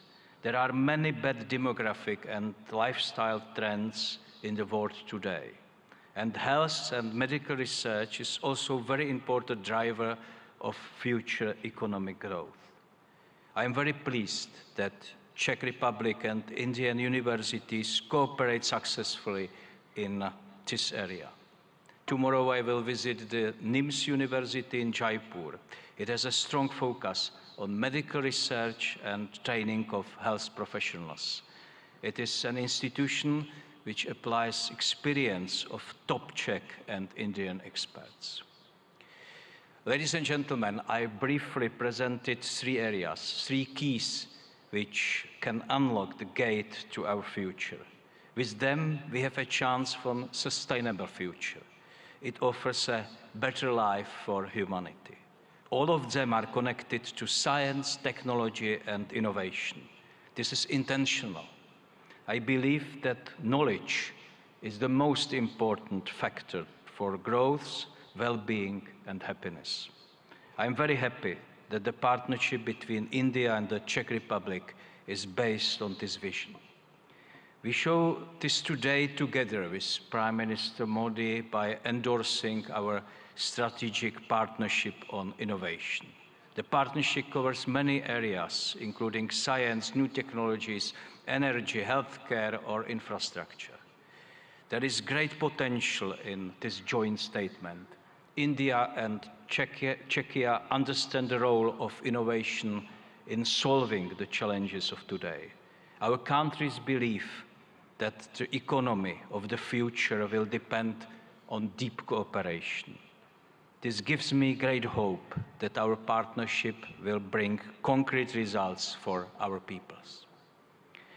Ladies and gentlemen, the future can bring many new problems, but we already know how to be prepared by focusing on skills and innovations and by working with trusted partners. I wish you a successful discussion and thank you.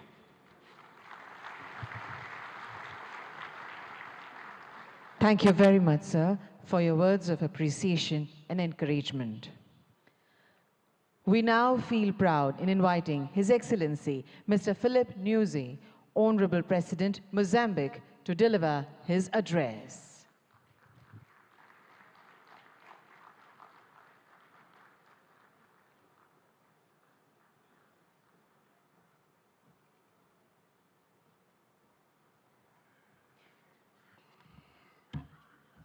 Muito obrigado.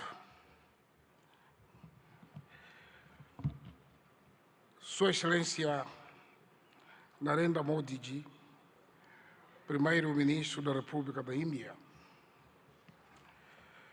Sua Excelência José Ramos Horta, Presidente de Timor-Leste. Sua Excelência Petra Fiala, Primeiro-Ministro da República Tcheca.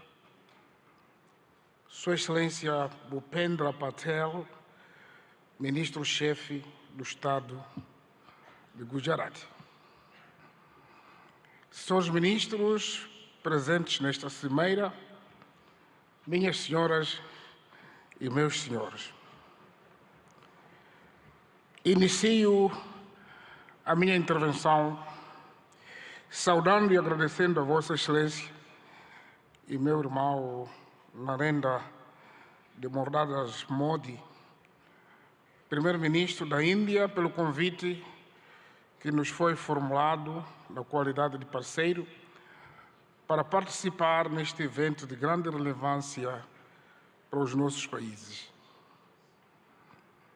Aproveito a ocasião para felicitar a vossa presidência do G20, o momento histórico que conseguiu colocar o continente africano, ou seja, a União Africana, como membro permanente do G20. Saudamos de forma distinta a Sua Excelência Bhupendra Patel, Ministro-Chefe do Estado de Gujarat, ao povo e governo de Gujarat, pelo acolhimento que nos tem sido dispensado desde a nossa chegada a esta histórica cidade industrial, o maior centro de refinaria de petróleo do mundo e de corte e polimento de diamantes. Senhor Primeiro-Ministro, Excelências,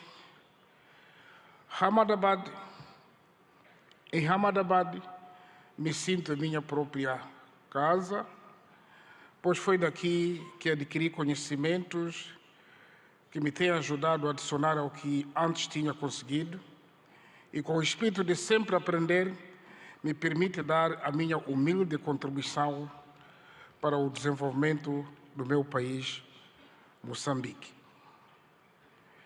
Suprabhat Mara Gujarat Deshwasione. Umujamachu Habar Namaste.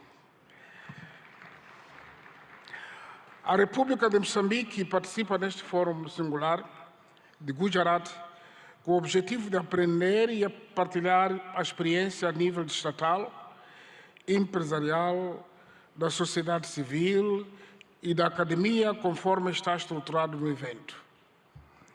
É nosso interesse identificar oportunidades e estabelecer parcerias para coletivamente e com base em vantagens mútuas criar alicerces para o desenvolvimento harmonioso, criação da riqueza e do bem-estar para os nossos povos.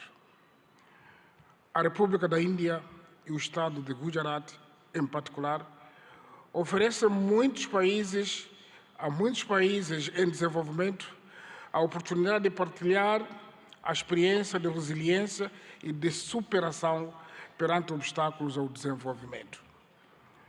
O fato desta Cimeira Bienal, instituída há mais de 20 anos, assumir-se como ponto de partida para a autossuficiência de uma região, a Cimeira Global de Gujarat tem também particularidade de encorajar os países e Estados a fazerem uma apresentação sobre as oportunidades de negócio e de investimentos que oferecem. O nosso interesse em aprender da experiência de Gujarat é ainda maior porque acreditamos na estratégia de desenvolvimento baseada na autossuficiência, ou seja, na produção e transformação interna de recursos ao nosso dispor, destinada a autoconsumo e exportação. Por outro lado, os momentos temáticos agendados nesta edição da Cimeira Global de Gujarat abrangem áreas importantes para o fortalecimento da nossa cooperação bilateral. Destacamos a promoção da feira comercial, os temas sobre a transição para a economia verde no âmbito do desenvolvimento econômico sustentável, tecnologia e inovação como motores de crescimento econômico e a questão do financiamento de infraestruturas sustentáveis. Excelências, Moçambique é um país com potencialidades econômicas ainda por explorar. Pois vejamos, possui terras aráveis e rios abundantes, condições propícias para a prática da agricultura industrial, pecuária e pesca, mantém enormes reservas para o desenvolvimento da indústria extrativa e transformadora. O país dispõe ainda de grandes reservas de areias pesadas, para além de outros minérios de elevado valor comercial, como tais diamantes, pedras preciosas, cobre, ferro, grafite. Aliás, falando do grafite, o CEO da Suzuki falou da produção de baterias. Imediatamente eu convido para produzir em Moçambique, porque grafite está em abundância. Mas também Moçambique possui carvão mineral, e já estamos a exportar para este país em grandes quantidades. Isso só para citar alguns exemplos. O nosso país é também conhecido como detentor de enormes potenciais energéticos, energia hídrica, eólica e solar, e estamos agora a projetar a construção de uma grande barragem hidroelétrica para mais de 1.500 megawatts. Esperamos que pode haver interesse de participar conosco ainda. Isso incluindo também uma das maiores reservas de gás natural do mundo, na bacia do Rovuma. Aliás, sei dizer que 3 empresas maiores deste país são parceiros na exploração do gás em Moçambique. Moçambique oferece igualmente oportunidades para o desenvolvimento de todo tipo de turismo, incluindo o ecoturismo. O nosso país, por ser banhado pelo nosso oceano comum, que é o Oceano Índico, permite que o canal de Moçambique seja a rota comercial estratégica de muitos países, incluindo os países de hinterland da África Austral, cujo acesso ao mar é através de Moçambique. Também desfilou neste pódio o CEO do DP World. Ele pode ser testemunho porque já estão a operar nos portos moçambicanos. Portanto, investir em Moçambique é também tirar benefício das oportunidades econômicas que a sub-região da África Austral, isto é, dos países da SADC, oferece com um mercado de mais de 250 milhões de habitantes. A legislação sobre investimentos em Moçambique oferece um pacote de investimentos de incentivos aos investidores que decidam apostar no país para a produção de bens e serviços que criam oportunidades de emprego para os jovens moçambicanos e concorram para o acréscimo de valor, industrialização e modernização da economia.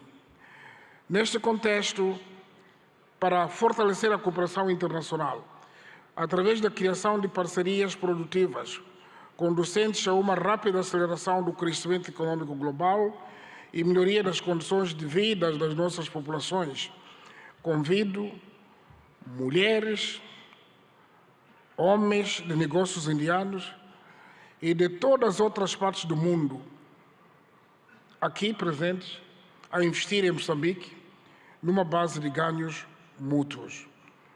O governo de Moçambique tudo faz e fará de modo a assegurar uma parceria econômica em que todos saiamos a ganhar e juntos contribuamos para um mundo próspero para nós e para as futuras gerações. Termino afirmando que a meta coletiva ficou patente, que é melhorar as condições de vida da humanidade, num ambiente de paz, cooperação, solidariedade e de sustentabilidade em que se respeite e se preserve o planeta Terra, a nossa casa comum. Fazemos votos que desta semeira brotem negócios viáveis em benefício dos nossos países e povos. A todos desejamos melhores venturas e muitos sucessos na criação do progresso e bem-estar comum. Obrigado, parabéns, Primeiro-Ministro Modi. Thank you so much, sir, for your words of praise and your insights on shared journey of development. We would now with pleasure invite His Excellency, Mr. José Ramos Mirta, Honorable President Timor-Leste, to deliver his significant address.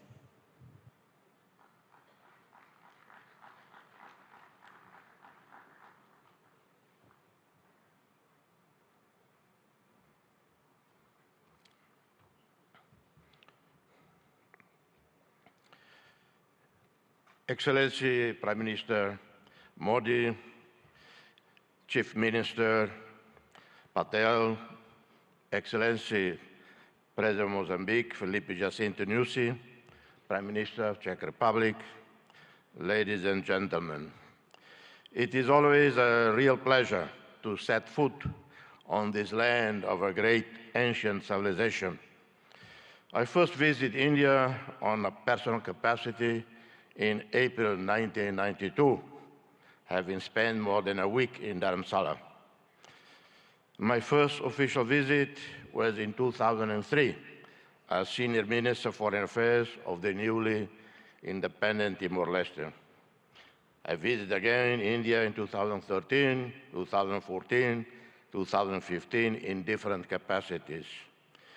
In my previous position as Senior Minister of Foreign Affairs, I wholeheartedly supported India's meritful right to be a permanent member of the UN Security Council. And I'm continuing to advocate for India and for Indonesia, two Asian countries, to be permanent members of a reformed, expanded, more representative UN Security Council. As chair of, in 2014-15, of the high-level independent panel on UN peace operations, I visited Delhi for extensive consultation with leaders, including senior military officers. I worked closely with the Permanent Mission of India to the UN in New York as we produce a 100-page report and recommendations on how the UN should anticipate, respond more timely and effectively to the new emerging security challenges. This is my relationship with India. My sincere appreciation for the invitation to address this prestigious international forum, my gratitude to a great visionary, transformative leader, Prime Minister Narendra Modi, who conceived the 10th Vibrant Gujarat Global Summit in 2003. Gratitude for the warm reception extended to me and members of my delegation. This forum, now renowned globally, has been a catalyst for business networking, knowledge sharing, strategic partnerships, inclusive growth, and sustainable development. The state of Gujarat, driven by an inherent entrepreneurial spirit, has emerged as an industrial leader and a favored destination for investment. Timor-Leste, for its part, represents an oasis of peace, tolerance, and stability, where fundamental rights and freedoms are strictly safeguarded. The International Media Watch, called Reporters Without Borders, based in Brussels, rates Timor-Leste number 10 globally in media freedom out of 193 countries. Timor-Leste stands out with a business environment conducive to investments, having consolidated global presence as an active member of the United Nations, the Community of Portuguese-speaking countries, CPLP, a pioneer, founder of the G7 plus fragile states, leader and spokesperson in climate change within LDCs and SEEDs. We are progressing our membership process with WTO, which should happen probably in February, hoping to formally exceed by March this year. Formal ASEAN membership should occur in 2025. We are committed to creating a favorable business environment with legislation in line with international best practices, protecting foreign investments, eliminating double taxation, open PPPs, BOTs, and any other mutually beneficial modality consistent with the priorities outlined in our National Strategic Development Plan. We have a sovereign wealth fund with significant investments in US Treasury bonds and other developed market bonds, and have invested significantly in equities with internationally with more than 1,000 portfolios, with annual returns of over 8%. We have zero debt to commercial banks.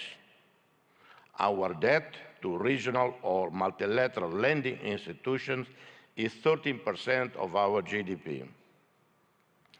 Our young and vibrant diaspora present in countries such as Australia, South Korea, Indonesia, Malaysia, Portugal, the United Kingdom contribute significantly to the development of both host countries and Timor-Leste, with foreign remittances being an important part of our society well-being.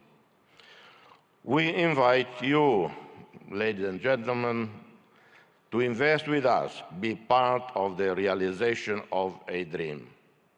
Opportunities abound. I outline some.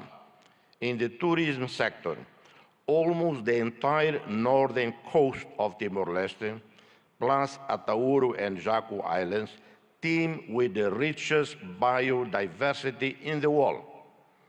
That's according to Conservation International, not according to me personally.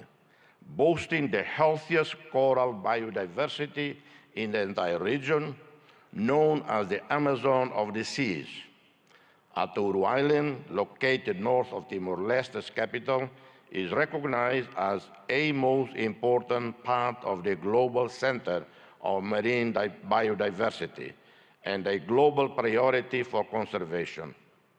We integrate a region that covers 1.6% of the planet's ocean area, boasting with marine life, home to 76% of all known coral species in the world, and habitat of more than 3,000 species of fish. We are seeking investments and partnerships in hotels, resorts, homestays, convention centers, restaurants, services, customer support, wellness, and hospitals. In the oil, gas, minerals and renewables, we have a vast resources, oil and natural gas reserves, onshore and offshore, within our exclusive economic zone, where the Greater Sunrise gas field stands out, whose consortium led by Woodside is expected to bring this important wealth onshore very soon. In the coming years, Timor-Leste will invest in the construction of a modern gas pipeline and petrochemical industry as part of our major Tasimane project. This major national investment includes, among others, the construction of a refinery, the adaptation of our power station to natural gas, and the development of a multifunctional supply base for all the related needs. We also have large reserves of other minerals, huge marble structures, limestone, as you know, a key resource for the development of cement industries and other construction products, capable of feeding the domestic market and supplying growing foreign demand. Green economy, renewable energies. Committed to sustainable development, we seek to invest in renewable energy as prudent, incremental transition to renewable energies. We are looking forward to working with the UAE, led by a visionary leader, our friend, President Sheikh Mohammed bin Zayed Al Nahyan, with whom we share many commonalities. This is in line with commitments made at the recent COP28 summit held in Dubai. I take the opportunity to congratulate His Royal Highness, the President of UAE, Sheikh Mohammed bin Zayed Al Nahyan, for the success of the UAE chairmanship of the 28th Conference of the Parties to UNFCCC. We have a great potential for developing solar and wind energy production fields, and some projects are underway with the support of the Asia Development Bank, namely in the municipality of Manatutu, where an initial investment of US $120 million is expected to produce in 25 years, overall return above US $300 million. We seek to develop hydroelectrics with the construction of dams and mini hydroelectric plants.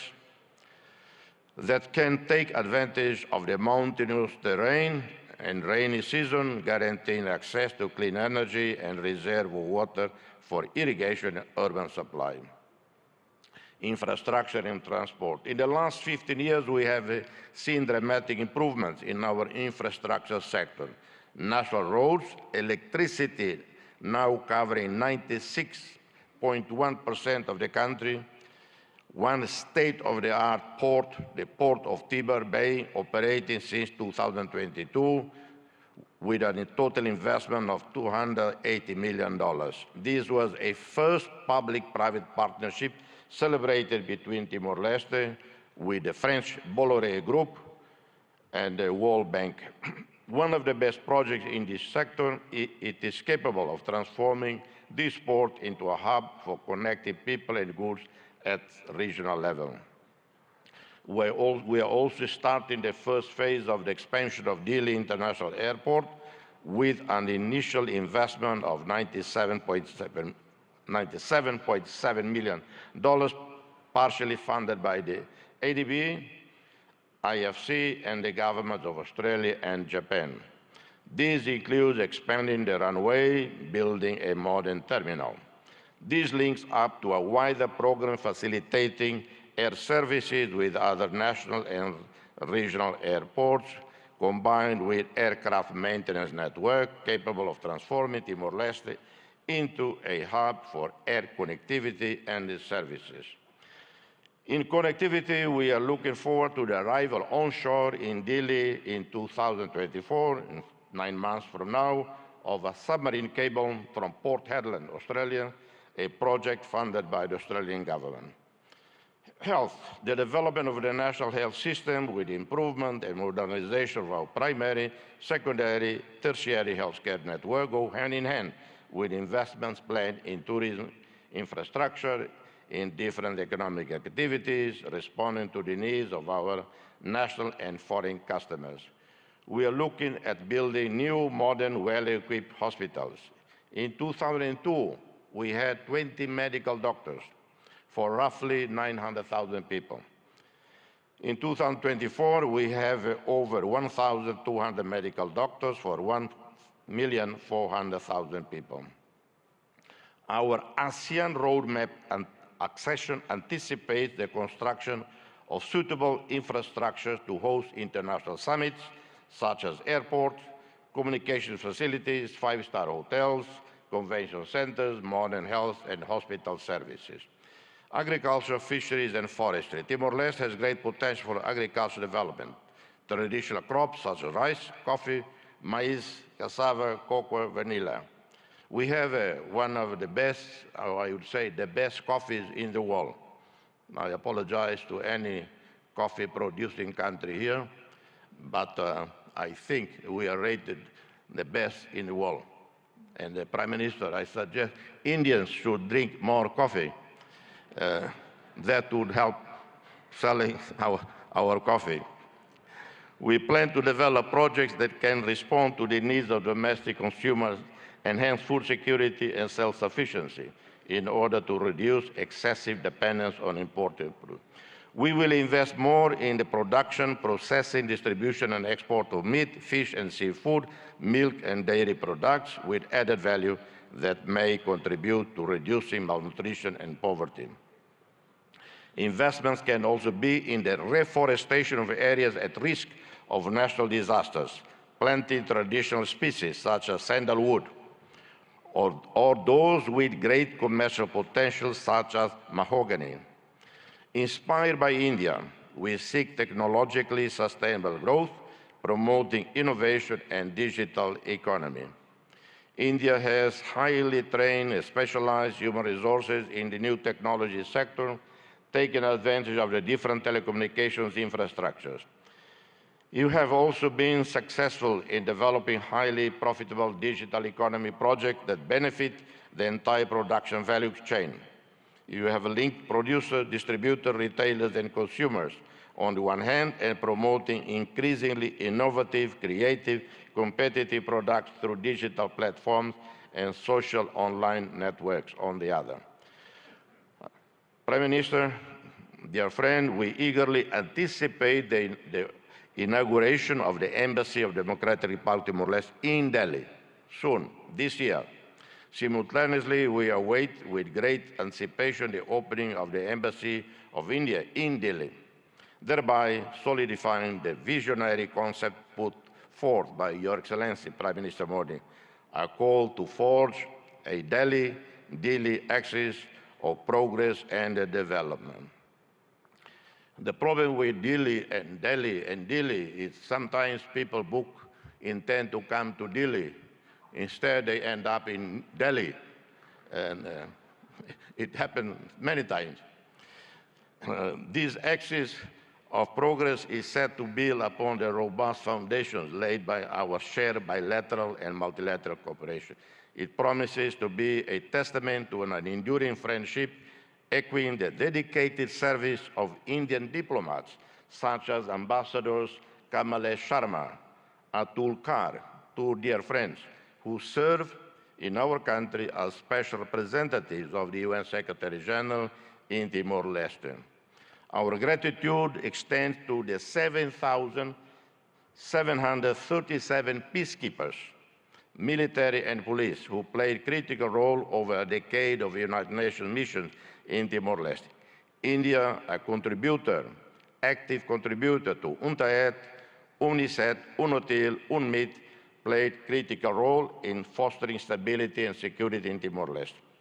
India's commitment to assisting Timor-Leste in developing essential human resources, diplomats, and the leadership officers as part of its process to accession to ASEAN is highly commendable, and we are very grateful to you, Prime Minister. Notably, 12 diplomats have recently undergone training at the Sushma Swaraj Institute of Foreign Service, a demonstration of fulfillment of this commitment. We hope to expand this partnership in coming years. May this summit thrive as a catalyst for fostering fruitful partnership for global sustainable development and shared prosperity. I thank you, and God bless you all. Thank you. We are privileged to have heard the Nobel laureate, His Excellency Mr. Jose Ramzota. Thank you so much, sir, for your enriching address.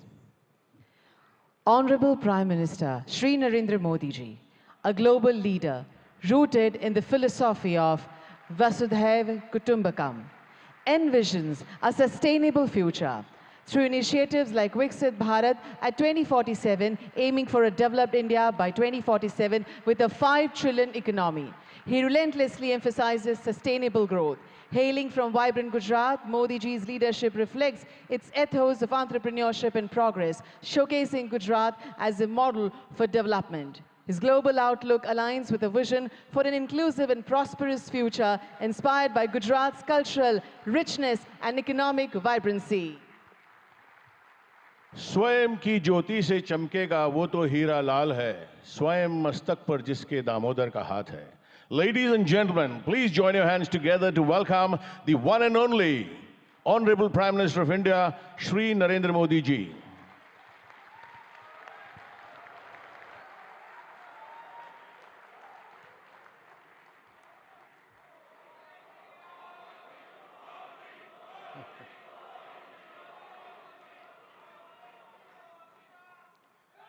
His Excellency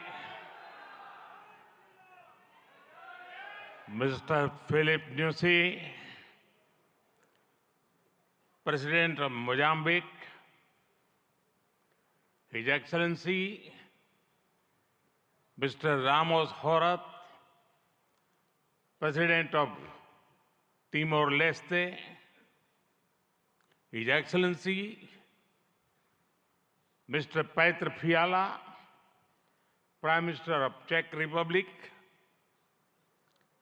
Gujarat के governor Acharya Devvrat जी, यहाँ के लोकप्रिय मुख्यमंत्री भूपेंद्र भाई पटेल, देश विदेश से आए हुए सभी विशेष अतिथि, अन्य महानुभाव, देवी और सज्जनों, आप सभी को 2024 की अनेक अनेक शुभकामनाएं।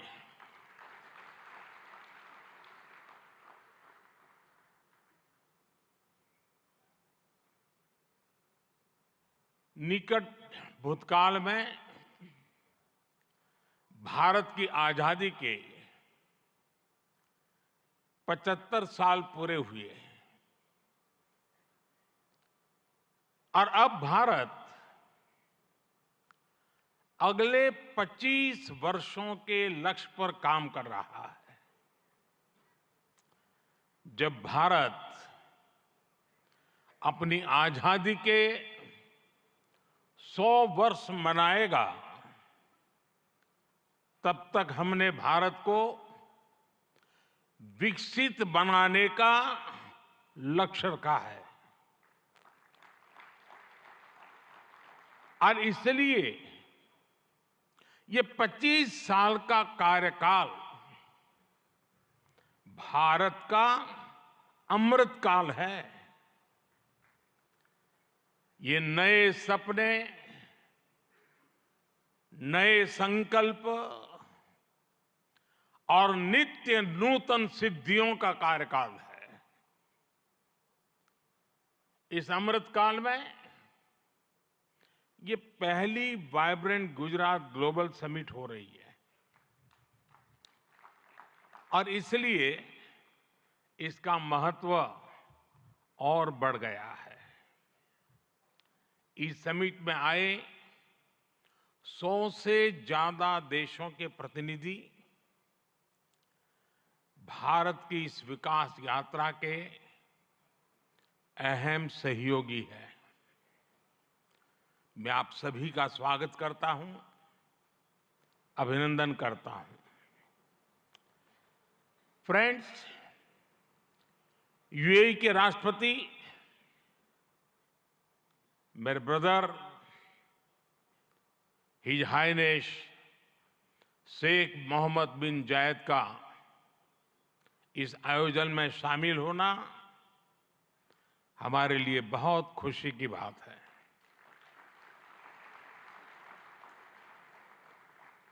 वाइब्रेंट गुजरात में इस समिट में उनका यहां चीफ गेस्ट के तौर पर उपस्थित होना भारत और यूएई के दिनों दिन मजबूत होते आत्मीय संबंधों का प्रतीक है।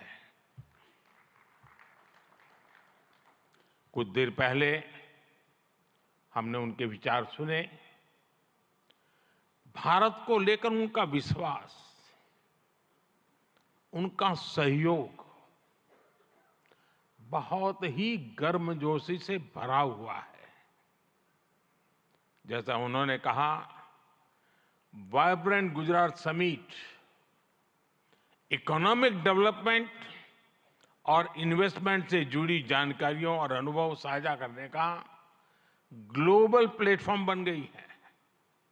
इस समिट में भी भारत और यूएई ने फूड पार्क्स के विकास के लिए, रिन्यूएबल एनर्जी के क्षेत्र में सहयोग बढ़ाने के लिए, इनोवेटिव हेल्थ केयर में निवेश के लिए कई महत्वपूर्ण समझौते किए हैं।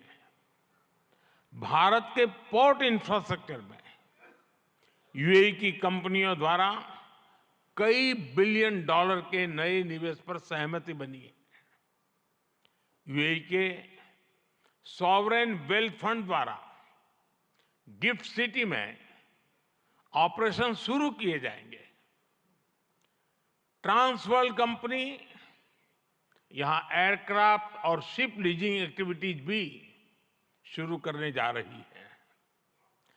भारत और यूएई ने जिस तरह अपने रिश्तों को एक नई ऊंचाई दी है, उसका बहुत बड़ा श्रेय मेरे brother His Highness Sheikh Mohammed bin Zayed को जाता है। फ्रेंड्स, मोजाम्बिक के प्रेसिडेंट हिज एक्सेलेंसी न्यूसी से कल भी मेरी बहुत विस्तार से बात हुई है। उनके लिए तो गुजरात आना पुरानी यादों को ताजा करने जैसा है। प्रेसिडेंट न्यूसी IIM अहमदाबाद के एल्यूमनाई है।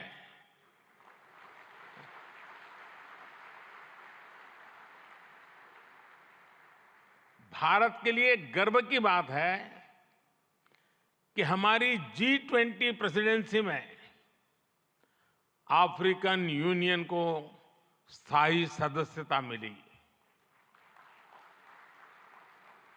प्रेसिडेंट न्यूसी की भारत यात्रा से हमारे संबंधों को तो बल मिला ही है, भारत अफ्रीका के बीच घनिष्ठता और बढ़ी है। साथियों, चेक के प्रधानमंत्री हिज एक्सेलेंसी पैत्र फियाला जी की ये पहली भारत यात्रा इस पद पर है। वैसे वो भारत पहले भी आए हैं। चेक लंबे समय से वाइब्रेंट गुजरात समिट से जुड़ा हुआ है। भारत और चेक के बीच टेक्नोलॉजी, ऑटोमोबाइल्स, मैन्युफैक्चरिंग जैसे सेक्टर्स में सहयोग लगातार बढ़ रहा है। हिज एक्सेलेंसी पैत्र फियाला, मुझे विश्वास है आपकी इस यात्रा से दोनों देशों के संबंध और मजबूत होंगे। हमारे यहां कहा जाता है अतिथि देवो भव, और प्रधानमंत्री के रूप में आपकी तो ये पहली भारत विजिट है। उम्मीद है आप बहुत शानदार यादें लेकर यहां से जाएंगे। फ्रेंड्स, नोबेल लॉरिएट और तिमोर लेस्ते के राष्ट्रपति हिज एक्सेलेंसी रामोस होर्ता का भी मैं भारत में स्वागत करता हूं। हिज एक्सेलेंसी रामोस होर्ता का गांधीनगर आना और विशेष है।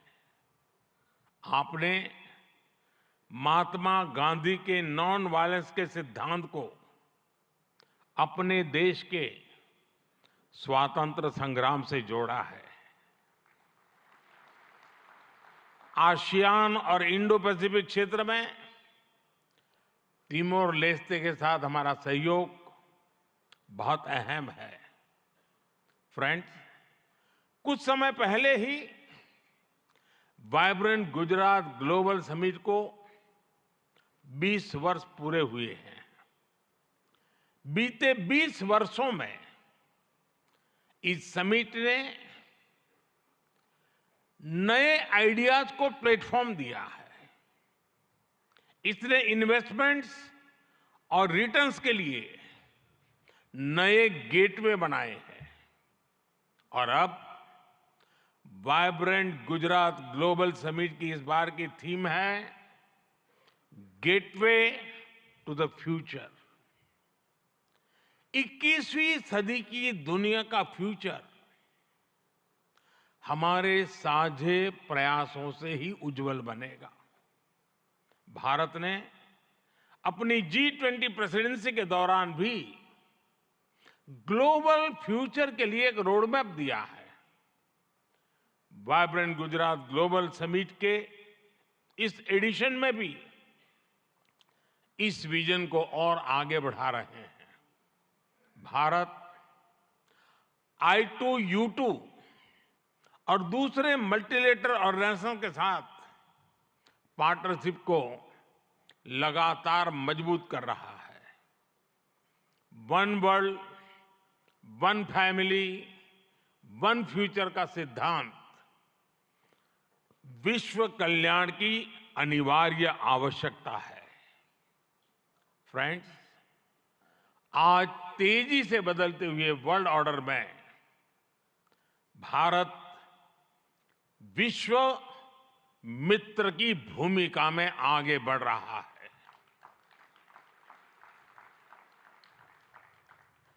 आज भारत ने विश्व को ये भरोसा दिया है कि हम साझा लक्ष्य तय कर सकते हैं, अपने लक्ष्य प्राप्त कर सकते हैं। विश्व कल्याण के लिए भारत की प्रतिबद्धता, भारत की निष्ठा, भारत के प्रयास और भारत का परिश्रम आज की दुनिया को ज्यादा सुरक्षित और समृद्ध बना रहा है। The world looks at India as an important pillar of stability, a friend who can be trusted, a partner who believes in people-centric development, a voice that believes in global good, a voice of the global south, an engine of growth in the global economy, a technology hub for finding solutions, a powerhouse of talented youth, and a democracy that delivers. Friends, Bharat के 1.4 billion लोगों की priorities और aspirations, human centric development पर उनकी आस्था, inclusivity और equality का हमारा commitment, विश्व समृद्धि और विश्व के विकास का बहुत बड़ा आधार है। आज भारत दुनिया की 5th लार्जेस्ट इकोनॉमी है। 10 साल पहले भारत 11th पर था। आज दुनिया की हर प्रमुख रेटिंग एजेंसी का अनुमान है कि भारत अगले कुछ वर्षों में दुनिया की टॉप 3 इकोनॉमी में जाएगा।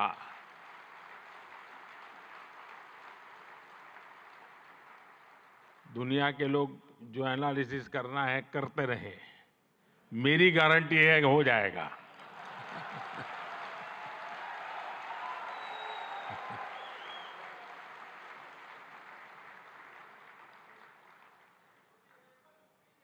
एक ऐसे समय में जब विश्व अनेक अनिश्चितताओं से घिरा हुआ है, तब भारत दुनिया में विश्व की एक नई किरण बनकर के उभरा है। भारत की प्राथमिकताएं बिल्कुल स्पष्ट है। आज भारत की प्राथमिकता है sustainable industry, infrastructure and manufacturing. आज भारत की प्राथमिकता है new age skills, futuristic technology, AI and innovation. आज भारत की प्राथमिकता है green hydrogen, renewable energy, semiconductors, इसका पूरा इकोसिस्टम। इसकी एक झलक हम vibrant Gujarat global trade show में भी देख सकते हैं। और मेरा तो आग्रह है कि ट्रेड शो जरूर देखें। गुजरात के भी स्कूल कॉलेज के विद्यार्थी जरूर जाएं। कल दिन में मैंने हिज एक्सेलेंसी न्यूसी और हिज एक्सेलेंसी रामोस होर्ता जी के साथ इस ट्रेड शो में काफी समय गुजारा है। इस ट्रेड शो में कंपनियों ने world class state of the art technology से बने प्रोडक्ट्स का निदर्शन किया है। E mobility, startups, blue economy, green energy और स्मार्ट इंफ्रास्ट्रक्चर जैसे ट्रेड शो में एक प्रकार से छाए हुए हैं। ये जितने भी सेक्टर्स हैं, इनमें इन्वेस्टमेंट के लिए आपके पास लगातार नए अवसर बन रहे हैं। साथियों, आप सभी वैश्विक परिस्थितियों से भली भांति परिचित है। ऐसे में आज अगर भारत की इकोनॉमी में इतना रेजिलियंस दिख रहा है, अगर आज भारत की ग्रोथ में इतना मोमेंटम दिख रहा है, तो इसके पीछे बड़ी वजह है बीते 10 वर्षों में स्ट्रक्चरल रिफॉर्म्स पर हमारा फोकस। इन रिफॉर्म्स ने भारत की इकोनॉमी की कैपेसिटी, कैपेबिलिटी एंड कॉम्पिटिटिवनेस बढ़ाने का बहुत बड़ा काम किया है। रिकैपिटलाइजेशन और आईबीसी से हमने भारत के बैंकिंग सिस्टम को दुनिया के सबसे मजबूत बैंकिंग सिस्टम में से एक बना दिया है। ईज ऑफ डूइंग बिजनेस पर जोर देते हुए हमने 40,000 से ज्यादा कंपनीज को समाप्त कर दिया है, कंप्लायंसेस को समाप्त कर दिया है। जीएसटी ने भारत में टैक्स के अनावश्यक जाल को खत्म किया है। भारत में हमने ग्लोबल सप्लाई चेन के डाइवर्सिफिकेशन के लिए बेहतर माहौल बनाया है। हाल में ही हमने 3 FTA साइन किए ताकि ग्लोबल बिजनेस के लिए भारत और अट्रैक्टिव डेस्टिनेशन बन सके। इनमें से एक FTA तो यूएई के साथ ही हुआ है। हमने अनेक सेक्टर्स को ऑटोमेटिक रूट से FDI के लिए ओपन किया है। आज भारत इंफ्रास्ट्रक्चर पर रिकॉर्ड इन्वेस्ट कर रहा है। पिछले 10 वर्ष में भारत का कैपेक्स 5 गुना अधिक हो चुका है। फ्रेंड्स, भारत आज ग्रीन एनर्जी और अल्टरनेटिव एनर्जी सोर्स को लेकर भी अभूतपूर्व गति से काम कर रहा है। भारत की रिन्यूएबल एनर्जी कैपेसिटी 3 गुना बढ़ी है और सोलर एनर्जी कैपेसिटी में 20 गुना वृद्धि हुई है। डिजिटल इंडिया मिशन ने भारत में लाइफ और बिजनेस दोनों को ट्रांसफॉर्म कर दिया है। 10 वर्षों में सस्ते फोन और सस्ते डेटा से डिजिटल इंक्लूजन की नई क्रांति आई है। हर गांव तक ऑप्टिकल फाइबर पहुंचाने का अभियान, 5G का तेजी से विस्तार आम भारतीयों का जीवन बदल रहा है। आज हम दुनिया में तीसरे बड़े स्टार्टअप इकोसिस्टम है। 10 वर्ष पहले तक भारत में कुछ 100 स्टार्टअप थे। आज भारत में 1,15,000 रजिस्टर्ड स्टार्टअप्स है। भारत के ओवरऑल एक्सपोर्ट में भी रिकॉर्ड बढ़ोतरी हुई है। फ्रेंड्स, भारत में जो ये बदलाव आ रहा है, वो भारत के नागरिकों की ईज ऑफ लिविंग भी बढ़ा रहा है, उन्हें एम्पावर कर रहा है। हमारी सरकार के 5 वर्षों में 13.5 करोड़ से ज्यादा लोग गरीबी से बाहर निकले हैं। भारत में मिडिल क्लास की एवरेज इनकम लगातार बढ़ रही है। भारत में फीमेल वर्कफोर्स के पार्टिसिपेशन में भी रिकॉर्ड वृद्धि हुई है। भारत के भविष्य के लिए ये बहुत अच्छी संकेत है और इसलिए मैं आप सभी का आह्वान करूंगा कि भारत की इस विकास यात्रा से जुड़िए, हमारे साथ चलिए। साथियों, लॉजिस्टिक्स को लेकर ईज ऑफ ट्रांसपोर्टेशन के लिए भी भारत में आधुनिक पॉलिसीज पर काम हो रहा है। 10 साल पहले भारत में 74 एयरपोर्ट थे। आज भारत में 149 एयरपोर्ट्स हैं। भारत का नेशनल हाईवे नेटवर्क पिछले 10 सालों में करीब करीब 2 गुना हो चुका है। 10 सालों में हमारा मेट्रो ट्रेन नेटवर्क 3 गुना से ज्यादा बढ़ चुका है। गुजरात हो, महाराष्ट्र हो या फिर हमारी ईस्टर्न कोस्ट लाइन हो, इनको आज डेडिकेटेड फ्रेट कॉरिडोर से जोड़ा जा रहा है। भारत में आज अनेक नेशनल वाटरवेज पर एक साथ काम चल रहा है। भारतीय पोर्ट्स का टर्न अराउंड टाइम आज बहुत कॉम्पिटिटिव हो गया है। G20 के दौरान जिस India middle east Europe economic corridor की घोषणा हुई है, वो भी आप सभी इन्वेस्टर्स के लिए बहुत बड़ी बिजनेस अपॉर्चुनिटी है। फ्रेंड्स, भारत के कोने कोने में आपके लिए नई संभावनाएं हैं। वाइब्रेंट गुजरात समिट इसके लिए भी एक गेटवे की तरह है, गेटवे टू द फ्यूचर। और आप भारत में सिर्फ इन्वेस्टमेंट ही नहीं कर रहे, बल्कि यंग क्रिएटर्स और कंज्यूमर्स की एक नई जनरेशन को भी शेप कर रहे हैं। भारत के एस्पिरेशन से भरी यंग जनरेशन के साथ आपकी पार्टनरशिप को वो रिजल्ट लाकर दिखा सकती है जिसकी आपने कभी कल्पना भी नहीं की होगी। और इसी विश्वास के साथ एक बार फिर आप सभी का वाइब्रेंट गुजरात समिट से जुड़ने के लिए मैं हृदय से बहुत बहुत आभार व्यक्त करता हूं। और मैं आपको विश्वास दिलाना चाहता हूं कि आपके सपने ये मोदी का संकल्प है।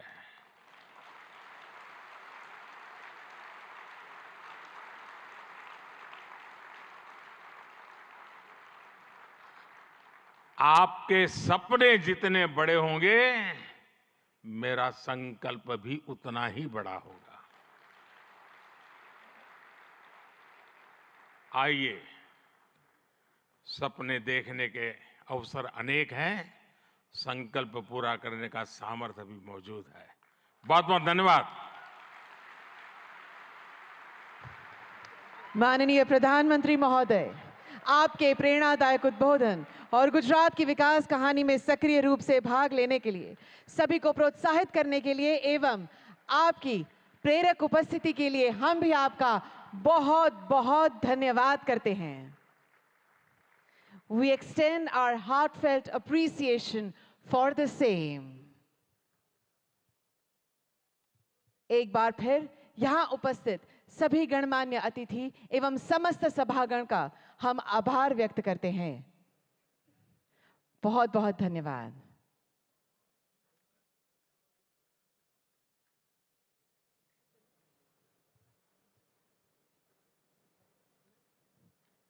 Thank you very much, Honorable Prime Minister, sir.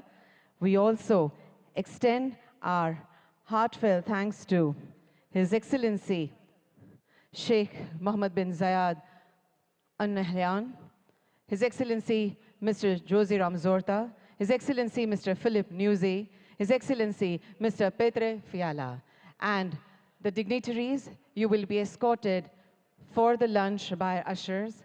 So we request you to kindly cooperate. We let first the esteemed dignitaries, our Honorable Prime Minister, sir, and His Excellencies to depart, and then, according to the ushers, you will be guided for the lunch area.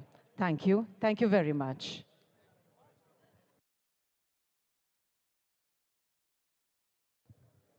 There is a humble request to everyone who used the handsets for the interpretation. Kindly leave them on the chairs. Thank you very much.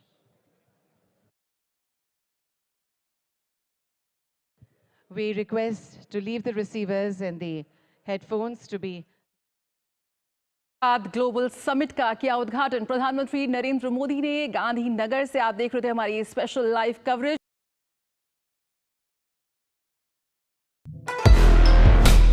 IPS officer Manoj Sharma और श्रद्धा जोशी, बहुत बहुत स्वागत है।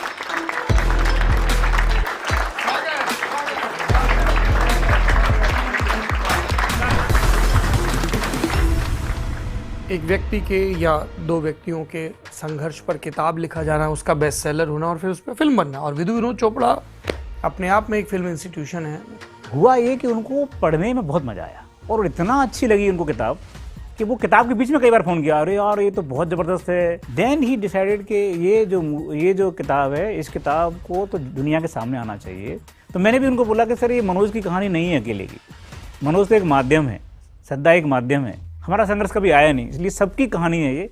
तो इस कहानी को कहने के लिए विदुर चोपड़ा जी ने हामी भरी और लिटरली बहुत मेहनत की, बहुत ज़्यादा।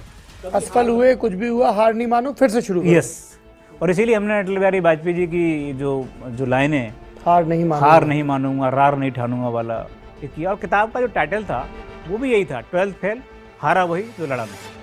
मनोज शर्मा का आखिरी प्रयास में पहला और आखिरी इंटरव्यू। आप तो 12वीं में फेल हो गए थे, आपको हम क्यों सिलेक्ट करें? मेरी मार्कशीट में 1 साल का गैप हमेशा दिखता रहा और वो गैप यूपीएससी में भी दिखा। मेरा उनको यही एक बात बोलना था कि किसी के फेल हो जाने से उनकी ज़िंदगी खत्म नहीं होती। थोड़ा हम लोग सुने तो कि पढ़ने लिखने वाले बच्चे कैसे होते हैं, क्योंकि आपके घर में ट्रॉफियों का अंबार लगा है, फिल्म में सीन भी है। तो यूपी बोर्ड होता था, उसमें मेरी 13वीं पोजीशन थी। तो आप मेरिट होल्डर हैं? उसको कुछ नाम भी मिला था उसका। अरे तो जाहिर सी बात है भैया, इनका, इनके विद्यालय का, इनके जिले का नाम हुआ होगा, अखबारों में फोटो छपी होगी, आप लोगों की भी छपी होगी, छापा पड़ा होगा, जब पूरा स्कूल फेल हुआ होगा तो खबर बनी थी कि नहीं? हमारे ये अलग खबर थी। अच्छा, हम पता है हमारे दिमाग में क्या बैठा हुआ है, इस दुनिया में सिर्फ 3 चीज़ों की ज़रूरत है। पहली भूख, दूसरी प्रेम, तीसरी सम्मान। तो आपने इन्हें मना कर दिया था पहले? क्या ऐसा फालतू बातें कर रहे हो, पढ़ाई कर रहे हो? तो कहती आर यू मैड? मैंने कहा क्या हो गया भैया, प्रेम ही तो किया है हमने। क्या सी गलती की? 3 अटेम्प्ट इन्होंने आप पे खर्च किए। चौथे में हो गया तो बच गए। परिस्थितियाँ खराब थी तो हम लोगों ने तय किया कि कुछ न कुछ ऐसा काम किया जाए। मेरा भाई भी था कि ऐसा कुछ काम किया जाए जिससे घर चल सके, क्योंकि घर चलने में तकलीफें होना शुरू हो गई थी। तो हम लोगों ने फिर क्या किया, एक सेकेंड हैंड एक टेम्पो टाइप का, जुगाड़ टाइप का एक खरीदा और हम लोगों ने उसको चलाना शुरू किया। आटा चक्की में क्या काम करते थे? वो दौर ऐसा था जिसमें बहुत ज़्यादा परेशानियाँ थी, क्योंकि वो आटा पीसने में पूरा धूल और ये सब हो जाना, और फिर लेकिन वो संघर्ष का दौर था। जो आटा पीसता है वो नहा जाता है, पलकों तक पे आटा बैठ जाता है। उस समय एक ही बात मेरे दिमाग में रहती थी कि ये अंधेरा है, लेकिन अंदर का अंधेरा बड़ा है। ये सेंटेंस मेरे अंदर घुसा हुआ था। ये तो टेम्पो जब्त करवा के ग्वालियर आ गए। आपका सफर कैसे आगे बढ़ा? घर में बात की तो मुझे घर से सपोर्ट मिला और फिर मैं दिल्ली चली गई तैयारी के लिए। और दिल्ली में आते ही हिंदी में अच्छे मनोज का दर्शन मिल गया। ऐसा बड़ी बात हो गई, बहुत बड़ी बात हो गई। श्रद्धा के लिए बहुत बड़ी उपलब्धि है। बहुत बड़ी। आते ही पहले दिन आपके साक्षात दर्शन हो गए। प्रेम में आदमी कैसा दुस्साहसी हो जाता है भाई साहब। मुझे लगता है कि एक बात बहुत गलत हो रही है कि सब लोगों को लगता है कि नहीं मैं बताता। मनोज ने क्या किया, बताओ भाई। मैंने अपने मुंह से कह रहा है गलत हो रही, सब तारीफ श्रद्धा की हो रही। श्रद्धा नोट, श्रद्धा डिस्ट्रिब्यूशन।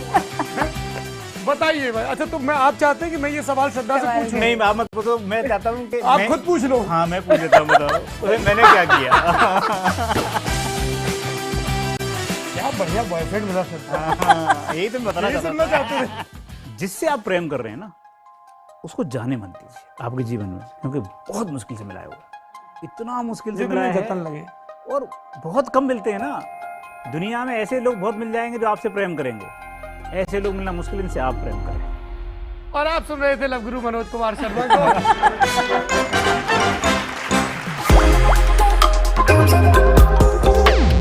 सरकारी नौकरी, उच्च पद और मान अब पाना हुआ बेहद आसान। लॉग ऑन करें www.kdcampus.live।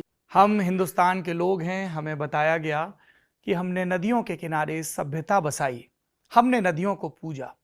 पर एक अपवाद है, चंबल, बीहड़, वो जगह जहां पर पूजा नहीं होती है, खौफ के पर